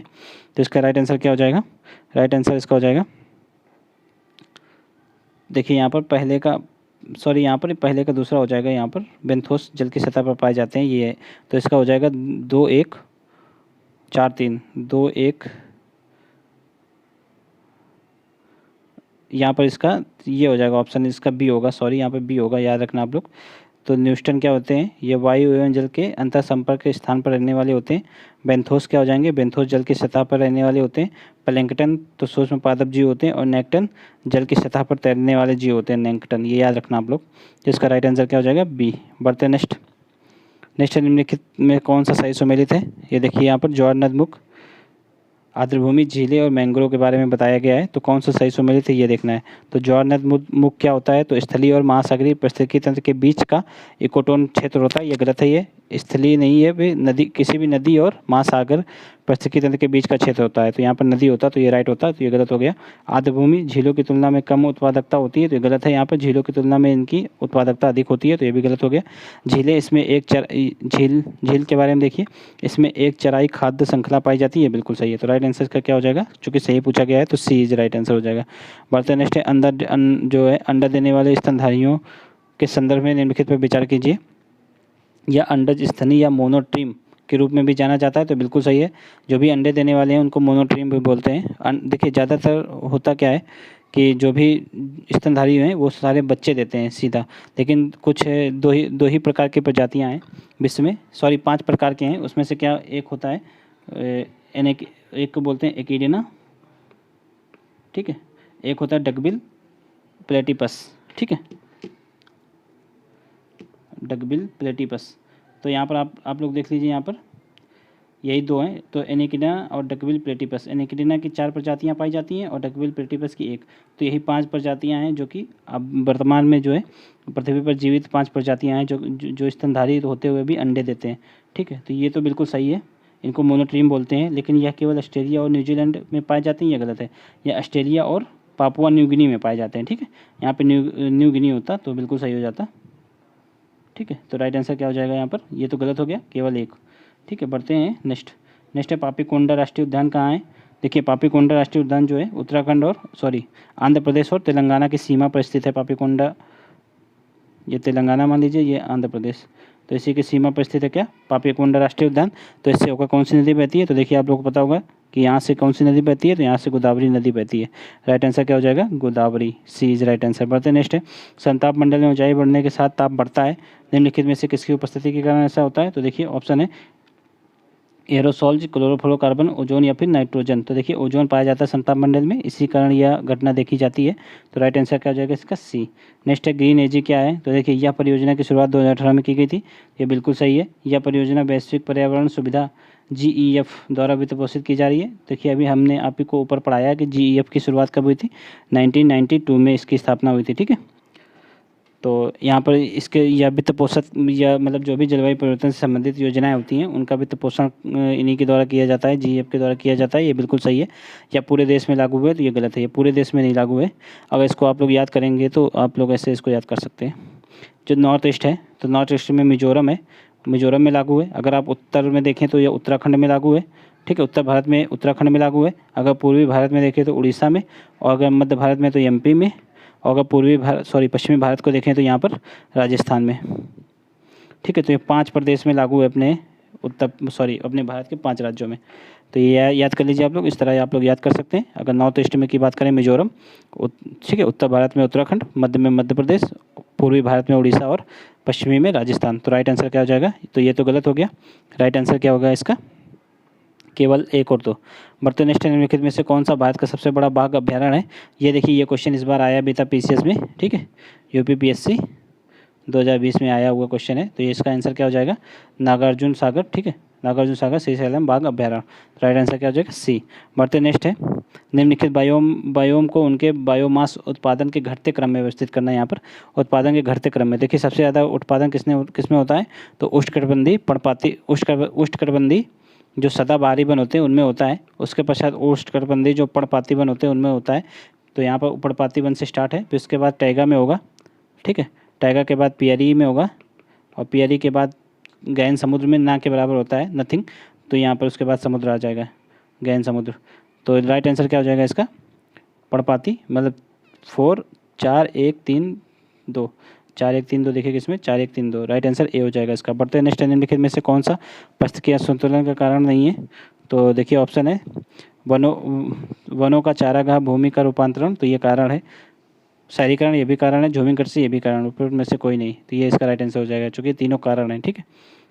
बढ़ते नेक्स्ट है, कथन कारण टाइप का क्वेश्चन है। देखिए यहाँ पर कथन क्या है कि समानता एक खाद्य श्रृंखला में केवल 4 से 5 पोषक तत्व ही पाए जाते हैं। तो ये बिल्कुल सही है। ये ऐसा इसलिए होता है क्योंकि जो पोषक, जो ऊर्जा होती है, ऊर्जा का इसमें एक रूल लगता है। होता क्या, मान लीजिए इसने जो प्राथमिक पोषक स्तर है, इसने जो है 100 यूनिट ऊर्जा प्राप्त की, 100 यूनिट ऊर्जा प्राप्त की। जब द्वितीय पोषक स्तर इसको खाएगा, इसका भक्षण करेगा, तो इसमें 90% ऊर्जा का क्षरण हो जाएगा, केवल 10% ऊर्जा ही ट्रांसफ़र होती है। फिर मान लीजिए अब इसका, इसमें भी जब इस तृतीय पोषक स्तर जब इसको खाएगा, तो इसमें भी इसका 10% ट्रांसफ़र होगा। तो ऐसे होते होते यहाँ पर बहुत ही कम ऊर्जा फिर यहाँ तक ट्रांसफ़र होती है। तो ऐसा होता क्या है कि 4-5 स्तर से ज़्यादा स्तर नहीं बन पाते हैं, ठीक है। तो इसका राइट आंसर ये हो गया। प्रत्येक पोषक स्तर पर अनुपयोगी ताप के रूप में कुछ ऊर्जा का क्षय हो जाता है। तो बिल्कुल सही है, 90% ऊर्जा का क्षय हो जाता है, केवल 10% ऊर्जा ही ट्रांसफ़र होती है। इसी कारण इसके पोषक स्तर 3 से 4 पोषक स्तर ही बन पाते हैं। तो तर्क भी कथन का पुष्टि करती है। तो राइट आंसर क्या हो जाएगा इसका? ए हो जाएगा। बढ़ते नेक्स्ट देखिए, निम्नलिखित में से कौन सा राज्य जो है एक्सप्रेस वे पर 2 हवाई पट्टियों वाला भारत का प्रथम राज्य है? तो ऑप्शन है अरुणाचल प्रदेश, महाराष्ट्र, उत्तर प्रदेश या फिर सिक्किम। तो देखिए यहाँ पर उत्तर प्रदेश है। तो पहला कहाँ पे? लखनऊ आगरा जो एक्सप्रेस वे है उस पर, और दूसरा अभी हाल ही में बनाया जा रहा है, वो कहाँ पे? तो पूर्वांचल एक्सप्रेस वे है जो, उसमें बनाया जा रहा है, ठीक है। तो राइट आंसर क्या हो जाएगा? यूपी। नेक्स्ट है, जनवरी 2021 में अल्पसंख्यक कार्य मंत्रालय ने जो 24वें हुनर हाट का आयोजन कहाँ पे किया है? ऑप्शन देख लीजिए, इसका है पटना बिहार, या फिर भुवनेश्वर उड़ीसा, या फिर शिलांग मेघालय, या फिर लखनऊ उत्तर प्रदेश। देखिए हाल ही में लखनऊ उत्तर प्रदेश में आयोजित किया गया है हुनर हाट, 24वां हुनर हाट है ये, अल्पसंख्यक कार्य मंत्रालय द्वारा आयोजित किया जाता है, ये भी आप लोग याद रखिएगा। नेक्स्ट है, देखिए निम्नलिखित में से राज्य या केंद्र शासित प्रदेश ने अपने स्थापना दिवस के अवसर पर उद्यम सारथी ऐप लॉन्च किया है? तो उत्तर प्रदेश ने ऐसा किया है। उत्तर प्रदेश का स्थापना दिवस कब मनाया जाता है? तो ये मनाया जाता है 24 जनवरी को, ठीक है। कब मनाया जाता है? तो ये 24 जनवरी को मनाया जाता है।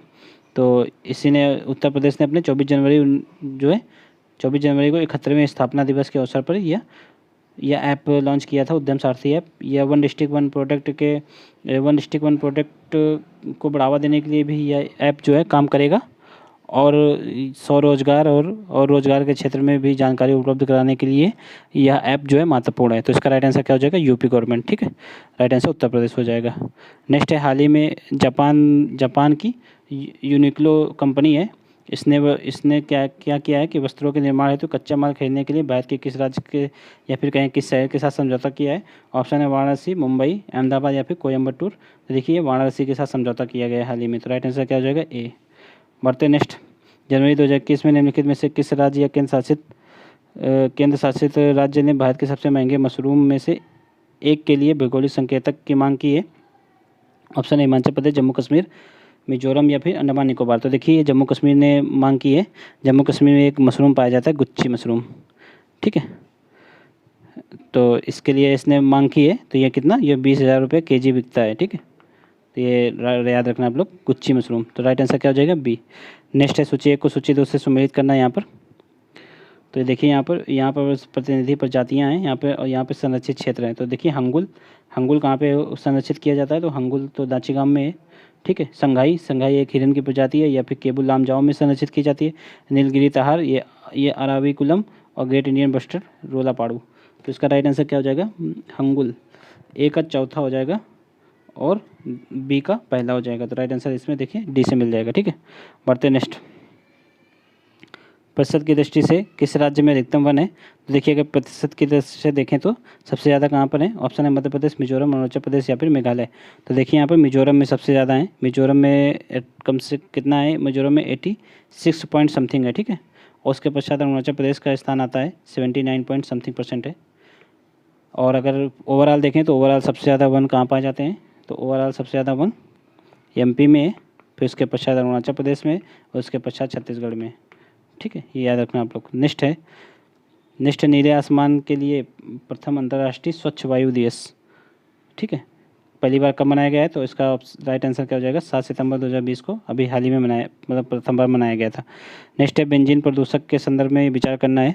तो बेंजीन प्रदूषक के संदर्भ में आमतौर पर बेंजीन प्रदूषक जो है बाहरी स्तर मतलब जो इंडोर स्तर से कम होता है। तो ये बिल्कुल सही है। जो बाहरी स्तर होता है उसका, बाहरी स्तर मतलब जो वायु में पाया जाता है बेंजीन, और इंडोर स्तर मतलब जो औद्योगिक इकाइयाँ हो गई मान लीजिए, जो फिर या फिर जो वाहन से भी निकलता है, सिगरेट तंबाकू के धुएं से भी ये निकलता है। ठीक है, बेंजीन। तो इसका स्तर जो है ज़्यादा हाई होता है अपेक्षाकृत जो वायुमंडल में बेंजीन होती है उससे।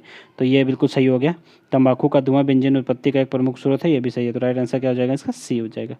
बढ़ते नेक्स्ट देखिए, निम्नलिखित में से कौन सा कथन निकेत के संदर्भ में सही नहीं है?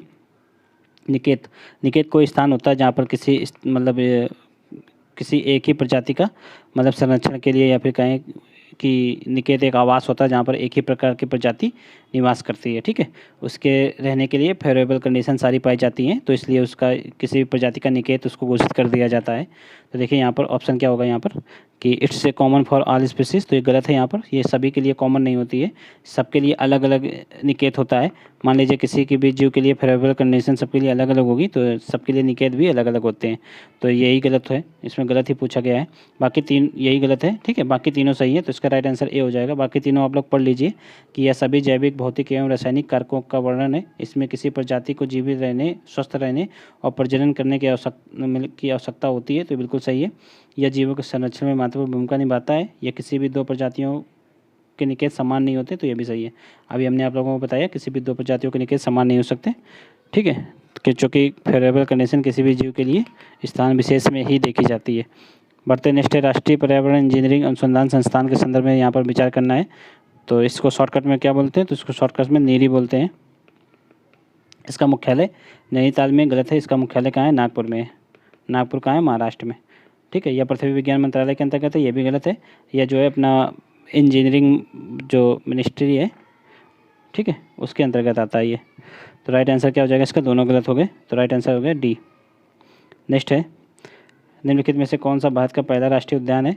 तो पहला राष्ट्रीय उद्यान कौन सा है? समुद्री राष्ट्रीय उद्यान कच्छ की खाड़ी, या रानी झांसी समुद्री राष्ट्रीय उद्यान, या फिर समुद्री राष्ट्रीय उद्यान मंदार की खाड़ी, या फिर महात्मा गांधी समुद्री राष्ट्रीय उद्यान। तो राइट आंसर क्या होगा इसका? ए, समुद्री राष्ट्रीय उद्यान कच्छ की खाड़ी। यह भारत का पहला राष्ट्रीय उद्यान है। ठीक है, बढ़ते नेक्स्ट है निम्नलिखित में से कौन सा युग्म सही सुमेलित है? यहाँ पे देखिए, यहाँ पे संगठन है, यहाँ पे मुख्यालय है। तो यूनेप का मुख्यालय केन्या के नैरोबी में है। ये बिल्कुल सही है, नैरोबी में है ये। ठीक है, FAO का मुख्यालय इटली के रोम में है।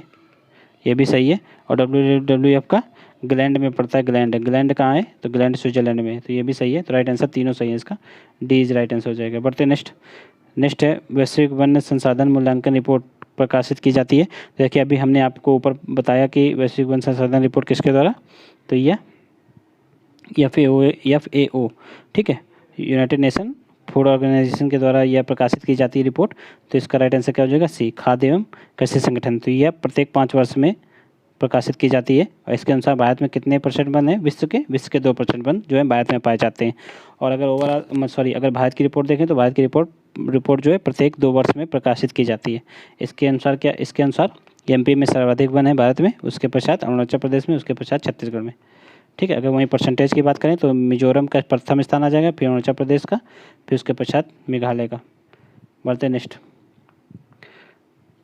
है पर्यावरण प्रभाव आकलन प्रक्रिया। निम्नलिखित चरणों को अपनाए जाने का अनुक्रम यहाँ पर विस्तृत करना है। तो सबसे पहले क्या करेंगे? सबसे पहले स्क्रीनिंग होती है, फिर स्कोपिंग होती है, फिर इम्पैक्ट एनालिसिस होता है, फिर मिटिगेशन होता है। तो राइट आंसर इसका क्या हो जाएगा? 3 4 1 2। 3 4 1 2 किसमें है? 3 4 1 2।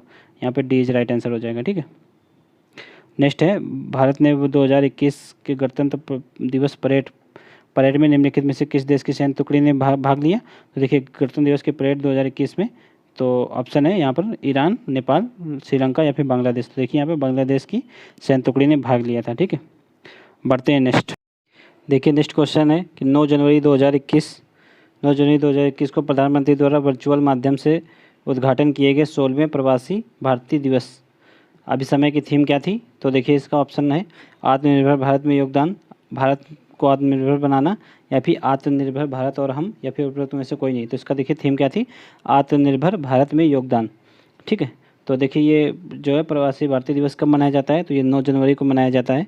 तो ये किस लिए मनाया जाता है कि इस दिन जो है 9 जनवरी 1915 को महात्मा गांधी जो है दक्षिण अफ्रीका से भारत लौटकर वापस आए थे। ठीक है, इसलिए यह मनाया जाता है। तो इसकी थीम क्या थी, आत्मनिर्भर भारत में योगदान।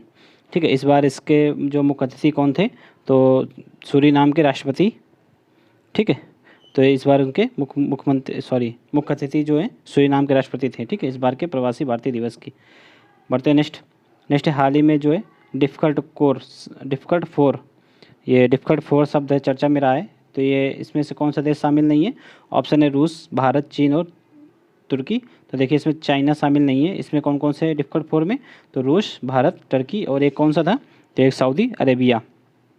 ये 4 देश शामिल किए गए थे। तो ये डिफ़िकल्ट फोर किसके द्वारा शामिल किया गया है, तो ये देखिए एक एजेंसी है, ब्रिटेन की एजेंसी है। ब्रिटेन द्वारा हाल ही में EU को छोड़ा गया है, एक ब्रेग्जिट के द्वारा EU को छोड़ा गया है। तो उसके पश्चात ब्रिटेन द्वारा जो है अपनी अंतर्राष्ट्रीय नीति का एक खाका तैयार किया गया है, जिसमें ब्रिटेन के जो समकक्ष देश हैं, या कहें कि जो ब्रिटेन के जो प्रतिद्वंदी देश हैं, जो आगे चल के प्रतिद्वंदी बन सकते हैं, या फिर उनके जो ब्रिटेन के समकक्ष है वर्तमान में, उनको डिफ़िकल्ट फोर में शामिल किया गया है।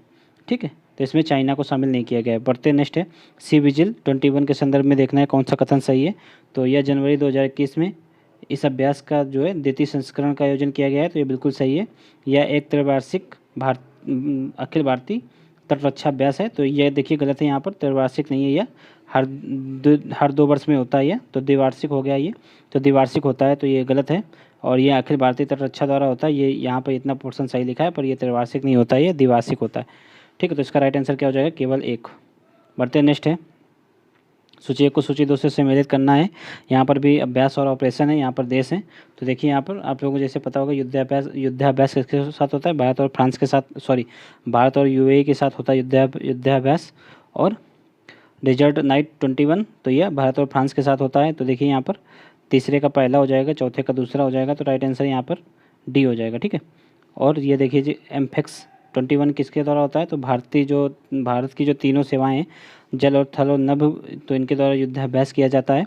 और ऑपरेशन सर्द हवा यह भारतीय सीमा सुरक्षा बल के द्वारा किया जाता है। ठीक है, तो राइट आंसर इसका क्या हो जाएगा, डी। बढ़ते हैं नेक्स्ट है डिब्रू सुखोवा राष्ट्रीय उद्यान कहाँ पर है। ऑप्शन है हिमाचल प्रदेश, सिक्किम, असम या फिर तमिलनाडु। तो इसका राइट आंसर क्या हो जाएगा, असम में है। ठीक है, डिब्रू सुखोवा राष्ट्रीय उद्यान कहाँ है, असम में।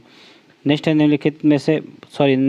है निम्न राज्य या केंद्र शासित प्रदेश में राष्ट्रीय ध्रुवी एवं महासागर अनुसंधान केंद्र कहाँ पर स्थित है। तो देखिए राष्ट्रीय ध्रुवी और महासागर अनुसंधान केंद्र, ऑप्शन है गोवा, केरल, पश्चिम बंगाल या फिर अंडमान निकोबार द्वीप समूह।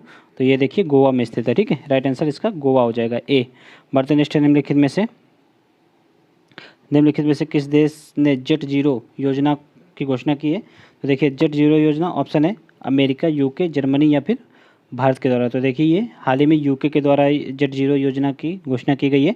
इसमें होगा क्या, जो अटलांटिक पारगामी जो भी विमान होते हैं, जो UK से जाते हैं अटलांटिक क्षेत्र को पार करके, अटलांटिक महासागर को पार करके, तो वहाँ पर जो इनका उत्सर्जन है, कार्बन उत्सर्जन है, उसको कम करना ही इस योजना का मुख्य उद्देश्य है, जेट जीरो योजना का। तो ये किसके द्वारा, UK के द्वारा लॉन्च की गई है। ठीक है, नेक्स्ट है बाघों के संदर्भ में निम्नलिखित कथनों पर विचार कीजिए।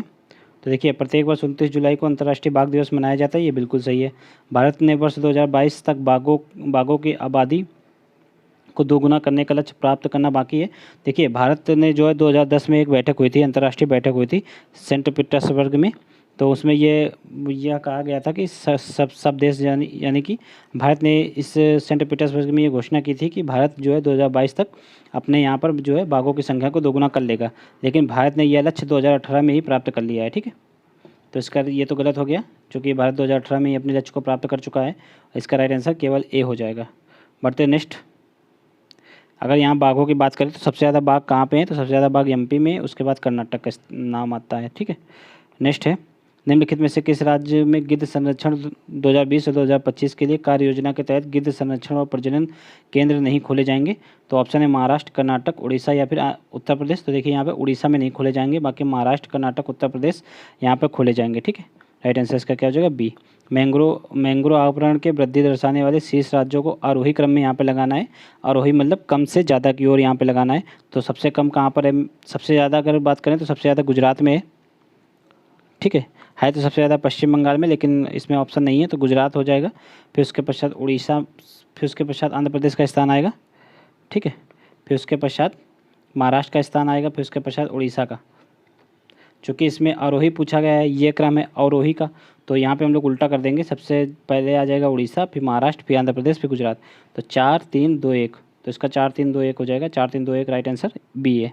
राइट आंसर बी ऑप्शन हो जाएगा। नेक्स्ट है, कौन सा सुमेलित नहीं है, यह पहचानना है।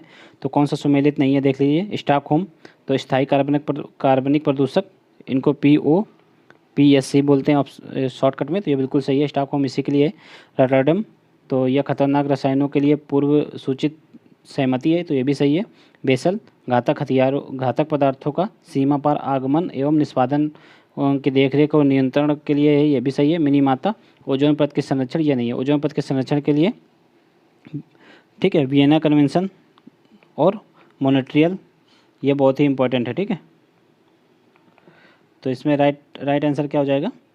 तो मिनीमाता किसके लिए है? तो ये मरकरी है, मरकरी के उत्पादन और के नियंत्रण और उसका जो है उसकी देखरेख के लिए है मिनीमाता कन्वेंशन।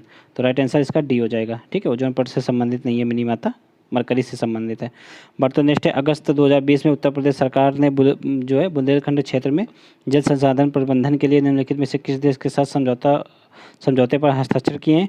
देखिए, जहाँ पर भी जल संसाधन प्रबंधन की बात आए तो वहाँ पर सबसे आगे कौन सा देश होता है? तो इजराइल होता है। ठीक है, यहीं से हम लोगों ने जो ड्रिप इरिगेशन का कॉन्सेप्ट लेकर यहीं से लाया गया है। तो राइट आंसर इसका क्या हो जाएगा? इजराइल। बढ़ते हैं नेक्स्ट है, निम्नलिखित में से हर घर नल योजना उत्तर प्रदेश के कौन से ज़िले शामिल हैं हर घर नल योजना से? तो ऑप्शन है मिर्ज़ापुर, सोनभद्र, आगरा और मथुरा, बलिया और गोरखपुर, या फिर आजमगढ़ और सीतापुर। तो देखिए यहाँ पर उत्तर प्रदेश के 2 जिले मिर्ज़ापुर और सोनभद्र इस योजना में शामिल है। ठीक है, तो राइट आंसर इसका ए हो जाएगा। बढ़ते हैं नेक्स्ट है, 21 जुलाई 2020 को भारत का पहला सार्वजनिक जो है EV इलेक्ट्रॉनिक वाहन चार्जिंग प्लाजा का शुभारंभ किया गया है। तो यह कहाँ पर किया गया है? नई दिल्ली, मुंबई, हैदराबाद या फिर चेन्नई। तो देखिए हाल ही में नई दिल्ली में खोला गया है भारत का पहला इलेक्ट्रॉनिक वाहन चार्जिंग प्लाजा। ठीक है, नेक्स्ट है, राजपथ पर गणतंत्र दिवस परेड में भाग लेने वाली प्रथम भारतीय महिला लड़ाकू विमान चालक कौन है? ऑप्शन है अवनी चतुर्वेदी, या फिर मोहनाकांत जीतवाल, या फिर भावनाकांत, या फिर मिताली मधुमती। तो देखिए भावनाकांत इसका राइट आंसर हो जाएगा। ठीक है, बढ़ते नेक्स्ट निम्नलिखित में से कौन सा कथन सही सुमेलित नहीं है? तो ऑप्शन है सुनीत शर्मा, रेलवे बोर्ड के अध्यक्ष MCU, तो ये बिल्कुल सही है। पंकज मिठल, तो जम्मू कश्मीर और लद्दाख उच्च न्यायालय के मुख्य न्यायाधीश, ये भी सही है। सोमा मंडल, हॉकी के अध्यक्ष, ये गलत है। सोमा मंडल देखिए हाल ही में जो भारत सरकार की कंपनी है सेल, तो उसकी अध्यक्ष बनाई गई है। ठीक है, सोमा मंडल, तो ये प्रथम महिला अध्यक्ष भी हैं ये सेल की, तो ये याद रखना आप लोग। सोमा मंडल इंपॉर्टेंट है। सिद्धार्थ मोहंती LIC के प्रबंधक निर्देशक हैं, ये बिल्कुल सही है। राइट आंसर यहाँ पे सोमा मंडल हो जाएगा, क्योंकि यहाँ पर सही जो नहीं है वो गलत, मतलब इसमें रॉन्ग पूछा गया था। नेक्स्ट हाल ही में चर्चा में रहा अमरेड पौनी करहंडला वन्यजीव अभयारण्य, तो ये कहाँ पर है? तो देखिए गुजरात, नागालैंड और महाराष्ट्र या फिर उत्तर प्रदेश। तो ये देखिए ये महाराष्ट्र में है। ठीक है, इसमें हुआ क्या है, अभी हाल ही में एक बाघिन और उसके 2 शावक मृत पाए गए थे, इसलिए ये चर्चा में रहा है। तो इसका राइट आंसर महाराष्ट्र हो जाएगा। नेक्स्ट है, भारत के किस राज्य ने जनवरी 2021 में जो है कलरव नाम से अपना पहला पक्षी उत्सव मनाया है? ऑप्शन है बिहार, असम, उत्तर प्रदेश या फिर तेलंगाना। तो देखिए बिहार ने हाल ही में कलरव नाम से अपना प्रथम पक्षी उत्सव मनाया है। नेक्स्ट है, राष्ट्रीय बालिका दिवस पर किस राज्य या केंद्र शासित प्रदेश ने जो है उसकी सरकार ने जनवरी 2021 में एक बालिका को एक दिन के लिए मुख्यमंत्री नियुक्त किया? तो देखिए राष्ट्रीय बालिका दिवस पर किसने? ऑप्शन है दिल्ली, कर्नाटक, त्रिपुरा या फिर उत्तराखंड। तो देखिए उत्तराखंड के CM द्वारा जो है वहाँ के एक बालिका को जो है CM एक दिन के लिए नियुक्त किया गया था। ठीक है, सृष्टि गोस्वामी नाम था उस बालिका का, सृष्टि गोस्वामी को। ठीक है, राइट आंसर क्या हो जाएगा? डी। बढ़ते नेक्स्ट, नेक्स्ट है कथन और कारण टाइप का क्वेश्चन है। देखिए यहाँ पर यूट्रोफिकेशन के कारण कुछ शैवाल और जलीय पौधे मतलब झीलों की सतह पर पनपते हैं, तो ये बिल्कुल सही है। देखिए यूट्रोफिकेशन होता क्या है, मान लीजिए जो घरों की नालियों से जो भी मतलब जो भी जो भी दूषित पानी निकलता है और जो खेतों से जो जो कीट डाले जाते हैं, खेत में उर्वरक डाले जाते हैं, उनसे भी जो दूषित पानी निकलता है और जो फैक्ट्रियों से निकलता है, इन सब से जो निकल निकल के जो झील या फिर किसी नदी या तालाब में एकत्रित होता है मान लीजिए, तो वहाँ पर होता क्या है, यहाँ पर उर्वरक भी साथ में आकर कहीं ना कहीं उर्वरक भी आकर इसमें इस मतलब जल में मिल जाते हैं। तो उर्वरक के कारण यहाँ पर पूरे जल की सतह पर जो है शैवाल ग्रीन एल्गी जो है पनप जाती है। जब ग्रीन एल्गी पनप जाएगी तो होता क्या है कि जो वाटर का जो ऑक्सीजन होता है वो ग्रीन एल्गी यानी कि अपने ओर आकर्षित करने लगती है, ग्रीन एल्गी यूज कर लेती है, तो वाटर में ऑक्सीजन लेवल जो है घट जाता है। ठीक है, तो यहाँ पर है यूट्रोफिकेशन के कारण जल में ऑक्सीजन की कमी हो जाती है, ये सही है। तो ये यूट्रोफिकेशन के कारण ही होती है, क्योंकि ये शैवाल जो है उसकी सतह पर जम जाते हैं। तो इसका दोनों कारण भी सही है और कथन भी सही है, तो राइट आंसर ए हो जाएगा। ठीक है, ये दृष्टि वालों ने इसका आंसर बी दिया है, लेकिन ये गलत होगा, राइट आंसर इसका ए ही होगा। बढ़ते नेक्स्ट है जैवमंडल के संदर्भ में निम्नलिखित पर विचार कीजिए। देखिए यह पृथ्वी का एक हिस्सा है जहाँ जीवन की संभावना हो सकती है, ये बिल्कुल सही है। जैवमंडल होता क्या है, मान लीजिए ये मतलब वायु हो गया, जल हो गया, स्थल हो गया, इन सभी का मिला जुला स्वरूप या फिर जहाँ पर जीवन की संभावना होती है उसको जैवमंडल बोलते हैं। या उत्तरी एवं दक्षिणी ध्रुव, ऊंचे पहाड़ों एवं समुद्रों में गहरे समुद्रों के चरम पर अनुपस्थित होता है, ये भी बिल्कुल सही है। तो जैविक अवयवों के संपूर्ण जैवमंडल के एक समान रूप से वितरित किया जाता है। लिखा है जैविक अवयवों को संपूर्ण जैवमंडल में एक समान रूप से वितरित किया जाता है, तो ये गलत है। जितने भी जैविक अवयव होते हैं, ठीक है, लिविंग ऑर्गेनिज्म, तो ये एक समान रूप से जैवमंडल में नहीं मतलब वितरित होते हैं। मान लीजिए कोई ध्रुवीय जैवमंडल है, तो वहाँ पर जो ठंडे प्रदेश में जो जो वहाँ के लिए सुटेबल जीव होंगे या फिर वनस्पति होंगे वही उगेंगे। जो ट्रॉपिकल जोन में होंगे तो वहाँ पर जो सुटेबल होंगे वो उगेंगे। तो एक समान रूप से वितरण कभी नहीं हो सकता, तो इसका ये वाला गलत हो जाएगा और ये दोनों सही हैं। राइट आंसर क्या हो जाएगा, सी, एक और दो सही है।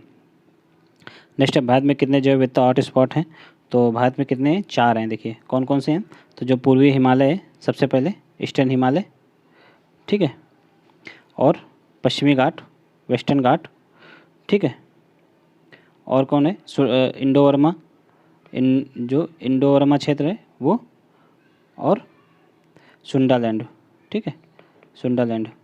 तो ये हो गया 4 हैं। ठीक है, राइट आंसर 4। निम्नलिखित में से कौन सा ग्रीन हाउस गैस नहीं है, ऑप्शन है कार्बन डाइऑक्साइड, ओजोन, जलवाष्प या नाइट्रोजन डाइऑक्साइड। तो यहाँ पे राइट आंसर क्या हो जाएगा, नाइट्रोजन डाइऑक्साइड। देखिए नाइट्रस ऑक्साइड तो होता है पर नाइट्रोजन डाइऑक्साइड नहीं होता है। नाइट्रस ऑक्साइड की अगर बात करें, ठीक है, तो ये ग्रीन हाउस गैस है पर नाइट्रोजन डाइऑक्साइड नहीं है, तो राइट आंसर क्या हो जाएगा इसका, डी। ठीक है, बढ़ते नेक्स्ट है भारत में वन स्थिति रिपोर्ट 2019 के संदर्भ में निम्न कथनों पर विचार कीजिए। यह रिपोर्ट 3 वर्षों में एक बार प्रकाशित होती है, गलत है। देखिए भारत की जो है 2 वर्षों में एक बार प्रकाशित होती है और विश्व लेवल पे 5 वर्षों में एक बार प्रकाशित होती है। ठीक है, रिपोर्ट के अनुसार देश में कुल भौगोलिक क्षेत्र का कुल वन एवं वृक्ष आच्छादित क्षेत्र जो है 24.56% है, ये बिल्कुल सही है। राइट आंसर केवल 2 हो जाएगा। बढ़ते नेक्स्ट है निम्नलिखित तत्वों में किसे मतलब हरी धातु कहते हैं, ऑप्शन है आयरन, सोना, मरकरी या फिर एल्युमिनियम। तो देखिए एल्युमिनियम को हरी धातु बोलते हैं। नेक्स्ट है जो तंतु अपने बच्चों को अपने शरीर के एक थैली में रखते हैं, जो जंतु अपने बच्चों को शरीर की एक थैली में रखते हैं तो उनको क्या कहते हैं, ऑप्शन है काइनोडर्मस, एरिग्निडस या फिर क्रिटेशियस या फिर मार्सुपियल्स। तो इनको मार्सुपियल्स बोलते हैं, मार्सुपियल्स। इनमें जो थैली होती है उसको मार्सुपियल पाउच बोलते हैं। ठीक है, जैसे कंगारू हो गया, इसका बेस्ट एग्जाम्पल कंगारू है। ठीक है, राइट आंसर डी हो जाएगा। नेक्स्ट निम्नलिखित में से किस पारिस्थितिकी तंत्र में न्यूमोटोपोरस या फिर ब्लाइंड रूट्स की विशेषता पाई जाती है, ऑप्शन है मैंग्रोव पारिस्थितिकी तंत्र या झील पारिस्थितिकी तंत्र या फिर तालाब या फिर घास भूमि पारिस्थितिकी तंत्र। तो इसका राइट आंसर क्या होगा, मैंग्रोव पारिस्थितिकी तंत्र। देखो होता क्या है, मान लीजिए जो मैंग्रोव पारिस्थितिकी तंत्र मुख्यतः जो है दलदली क्षेत्र होता है या फिर ये जल और स्थल का मिला जुला रूप होता है। यहाँ पर जो जो मतलब प्लांट के रूट होते हैं वो जो है इस हवा में तो ऊपर की ओर आ जाते हैं, फिर उसके बाद फिर कुछ जल में होते हैं, इस तरह होते हैं, ऊपर मतलब निकले हुए होते हैं रूट। ठीक है, और यहाँ पर इन्हीं में एक पोर पाए जाते हैं, इन्हीं रूटों में। उन पोरों को बोलते हैं, पोर में छिद्र, उनको बोलते हैं उनको लेंटिकल्स बोलते हैं। लेंटिकल्स के द्वारा ही वो हवा मतलब लेते हैं, ठीक है, ऑक्सीजन लेते हैं। तो इसी यह विशेषता किस में पाई जाती है, तो मैंग्रोव पारिस्थितिकी तंत्र में पाई जाती है। राइट आंसर क्या हो जाएगा, ए। बढ़ते नेक्स्ट निम्नलिखित में से कौन सा युग्म सही सुमेलित है, जो सही सुमेलित है वो पहचानना है। मोलस्क ऑक्टोपस है, तो ये बिल्कुल सही है। ठीक है, मोलस्क वो होते हैं जिनमें एक मतलब ऊपर जो है कठोर संरचना पाई जाती है, और जो अंदर जीव जो होता है वो बहुत ही मुलायम या नाजुक होता है, जैसे कि सीप वगैरह को आप लोगों ने देखा होगा। सीप के ऊपर एक कठोर संरचना होती है, उसी को मोलस्क में आती है सीप भी। तो ऑक्टोपस। एनीलिडस जोंक हो गया इसका राइट आंसर, बिल्कुल सही है। एनीलिडस मतलब वो जीव जिनका शरीर जो है खंडों में विभाजित होता है, जैसे केचुआ का भी आप लोगों ने देखा होगा, ऐसे ऐसे खंडों में होता है, अगर उसको आप लोग ध्यान से देखिएगा तो ये भी सही है। ठीक है, इकाइनोर। नेक्स्ट क्या है? नेक्स्ट है अरेक्निटस, तो ये बिच्छू है, ये भी सही है। और क्रिटेशियस का केकड़ा, क्रिटेशियस मीन्स जिनका जिन जीवों के ऊपर कठोर खोल होता है उनको उनको क्रिटेशियस के अंतर्गत रखा जाता है, तो इसका भी केकड़ा राइट आंसर है। तो चारों सही है, इसका राइट आंसर क्या हो जाएगा? डी। नेक्स्ट है, निम्नलिखित में से किस ग्रीन हाउस गैस का सबसे अधिक ग्लोबल वार्मिंग पोटेंशियल होता है? तो देखिए किसका होता है ग्लोबल वार्मिंग पोटेंशियल। ऑप्शन है नाइट्रस ऑक्साइड, सल्फर हेक्साक्लोराइड, पर फ्लोरोकार्बन या फिर हाइड्रोफ्लोरोकार्बन। तो देखिए सल्फर हेक्साफ्लोराइड जो होता है SF6, इसका सर्वाधिक जो है ग्लोबल वार्मिंग पोटेंशियल होता है, ये याद रखना आप लोग। नेक्स्ट है, भारत में कोविड-19 टीके के प्रबंधन के लिए सशक्त समिति के अध्यक्ष के रूप में किसे नियुक्त किया गया है? ऑप्शन है मनप्रीत वोरा, अजय मल्होत्रा, या RS शर्मा, या फिर SN सुब्रमण्यम। तो देखिए RS शर्मा जो कि ट्राई के अध्यक्ष भी हैं, इन्हीं को इस समिति का अध्यक्ष बनाया गया है। ठीक है, राइट आंसर सी हो जाएगा। बढ़ते नेक्स्ट है, 9 जनवरी 2021 को सबसे वृद्ध जीवित ओलंपिक चैंपियन ने अपना 100वां जन्मदिन मनाया, तो उनका नाम क्या है? इग्नेस कैलेटी उनका नाम है, राइट आंसर ए हो जाएगा। ठीक है, इन्होंने हाल ही में अपना 100वां जन्मदिन मनाया है। नेक्स्ट है, न्यूमोसिल के संदर्भ में यहाँ पर कौन सा कथन सही है ये देखना है। यह भारत का पहला स्वदेशी रूप से विकसित न्यूमोसिल वैक्सीन है, ये बिल्कुल सही है। यह IISc बेंगलुरु द्वारा विकसित किया गया, ये गलत है। ये IISc बेंगलुरु द्वारा नहीं, ये पुणे में स्थित भारत बायोटेक है, वहाँ पर उसके द्वारा ये विकसित किया जा रहा है। ठीक है, तो ये गलत हो गया। न्यूमोसिल एक विषाणु जनित रोग है, ये भी गलत है। ये विषाणु से नहीं है, ये बैक्टीरिया से होता है, तो बैक्टीरियल डिसीज है ये, तो ये भी गलत हो गया। राइट आंसर क्या हो जाएगा? केवल एक, राइट आंसर सी हो जाएगा। बढ़ते नेक्स्ट है, थाईलैंड ओपन 2021 में महिला एकल खिताब किसने जीता? ऑप्शन है PV सिंधु, वांग यहान, या फिर नजोमी ओकुहारा, या फिर कैरोलिना मारिन। तो कैरोलिना मारिन इसका राइट आंसर होगा। ये कहाँ की हैं? तो ये स्पेन की हैं। ठीक है, बढ़ते नेक्स्ट है, हेनले पासपोर्ट सूचकांक 2021 में भारत में कौन सा स्थान प्राप्त किया है? तो इसका राइट आंसर क्या हो जाएगा? 50वां। ठीक है, 85 स्थान भारत को मिला है। और इसमें शीर्ष पर कौन है? तो इसमें शीर्ष पर जो है जापान है। जापान लगातार 3 वर्षों से इसके शीर्ष पर बना हुआ है। ठीक है, तो भारत के संदर्भ में क्वेश्चन है, तो इसका राइट आंसर सी हो जाएगा। ओजोन परत कहाँ पर पाई जाती है? ऑप्शन है मीजोस्फीयर, स्ट्रेटोस्फीयर, या थर्मोस्फीयर, या फिर हेक्सोस्फीयर। तो यहाँ पर देखिए समताप मंडल में पाई जाती है, स्ट्रेटोस्फीयर में। ठीक है, राइट आंसर क्या हो जाएगा? बी।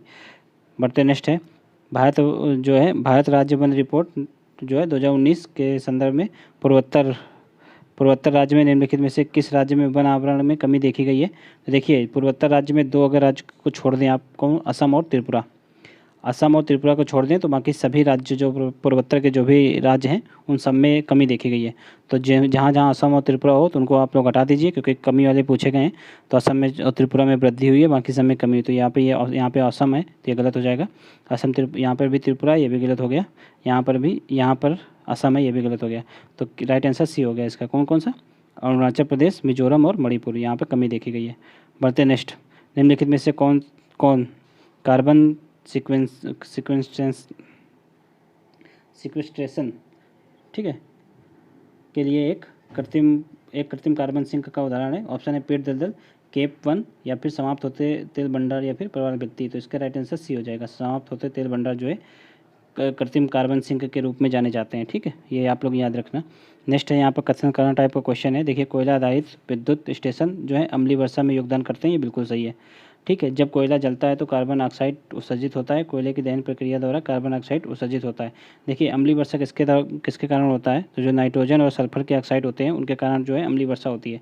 यहाँ पर सेकंड ऑप्शन में देखिए कार्बन डाइऑक्साइड उत्सर्जन की बात हो रही है। यहाँ पर नाइट्रोजन और सल्फर की कोई बात नहीं है, लेकिन कार्बन डाइऑक्साइड भी उत्सर्जित होता है। ठीक है, तो ये भी सही है, ये भी है, लेकिन ये इसका जो है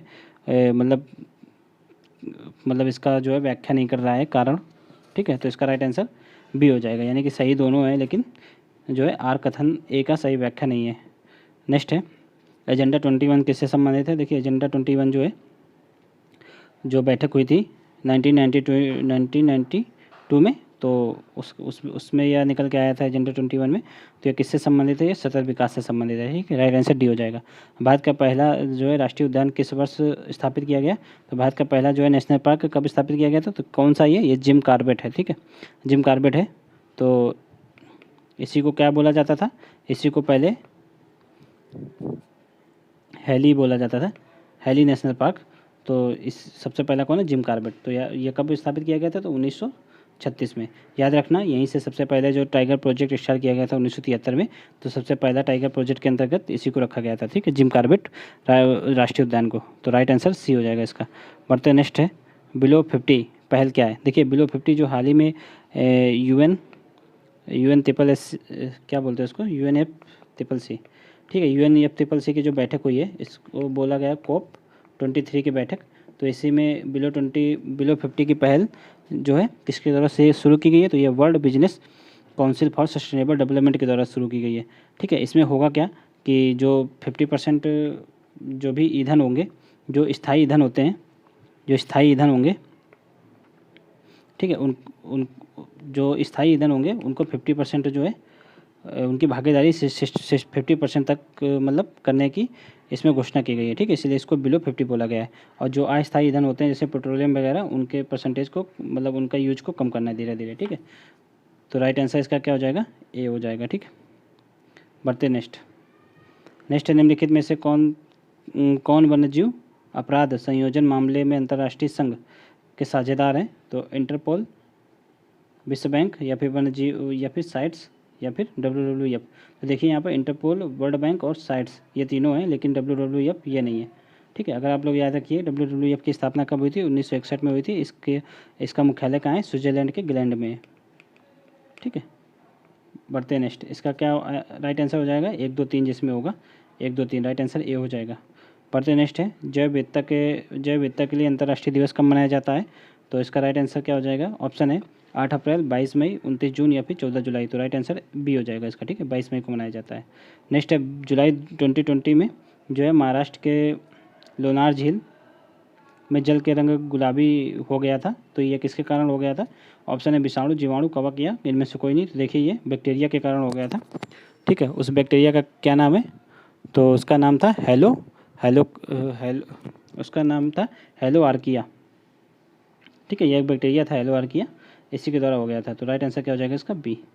बढ़ते नेक्स्ट है, 25 जनवरी 2021 को जो है वैश्विक जलवायु जोखिम सूचकांक जारी किया गया है। तो इसमें भारत कौन से स्थान पर आया है? तो देखिए, वैश्विक जलवायु जोखिम सूचकांक ये किसके द्वारा जारी किया जाता है? तो ये जर्मन वाच नामक संस्था है। ठीक है, जर्मन वाच, तो उसके द्वारा यह जारी किया जाता है। ठीक है, तो जर्मन वाच के द्वारा इसमें भारत को जो है 7वें स्थान पर रखा गया है।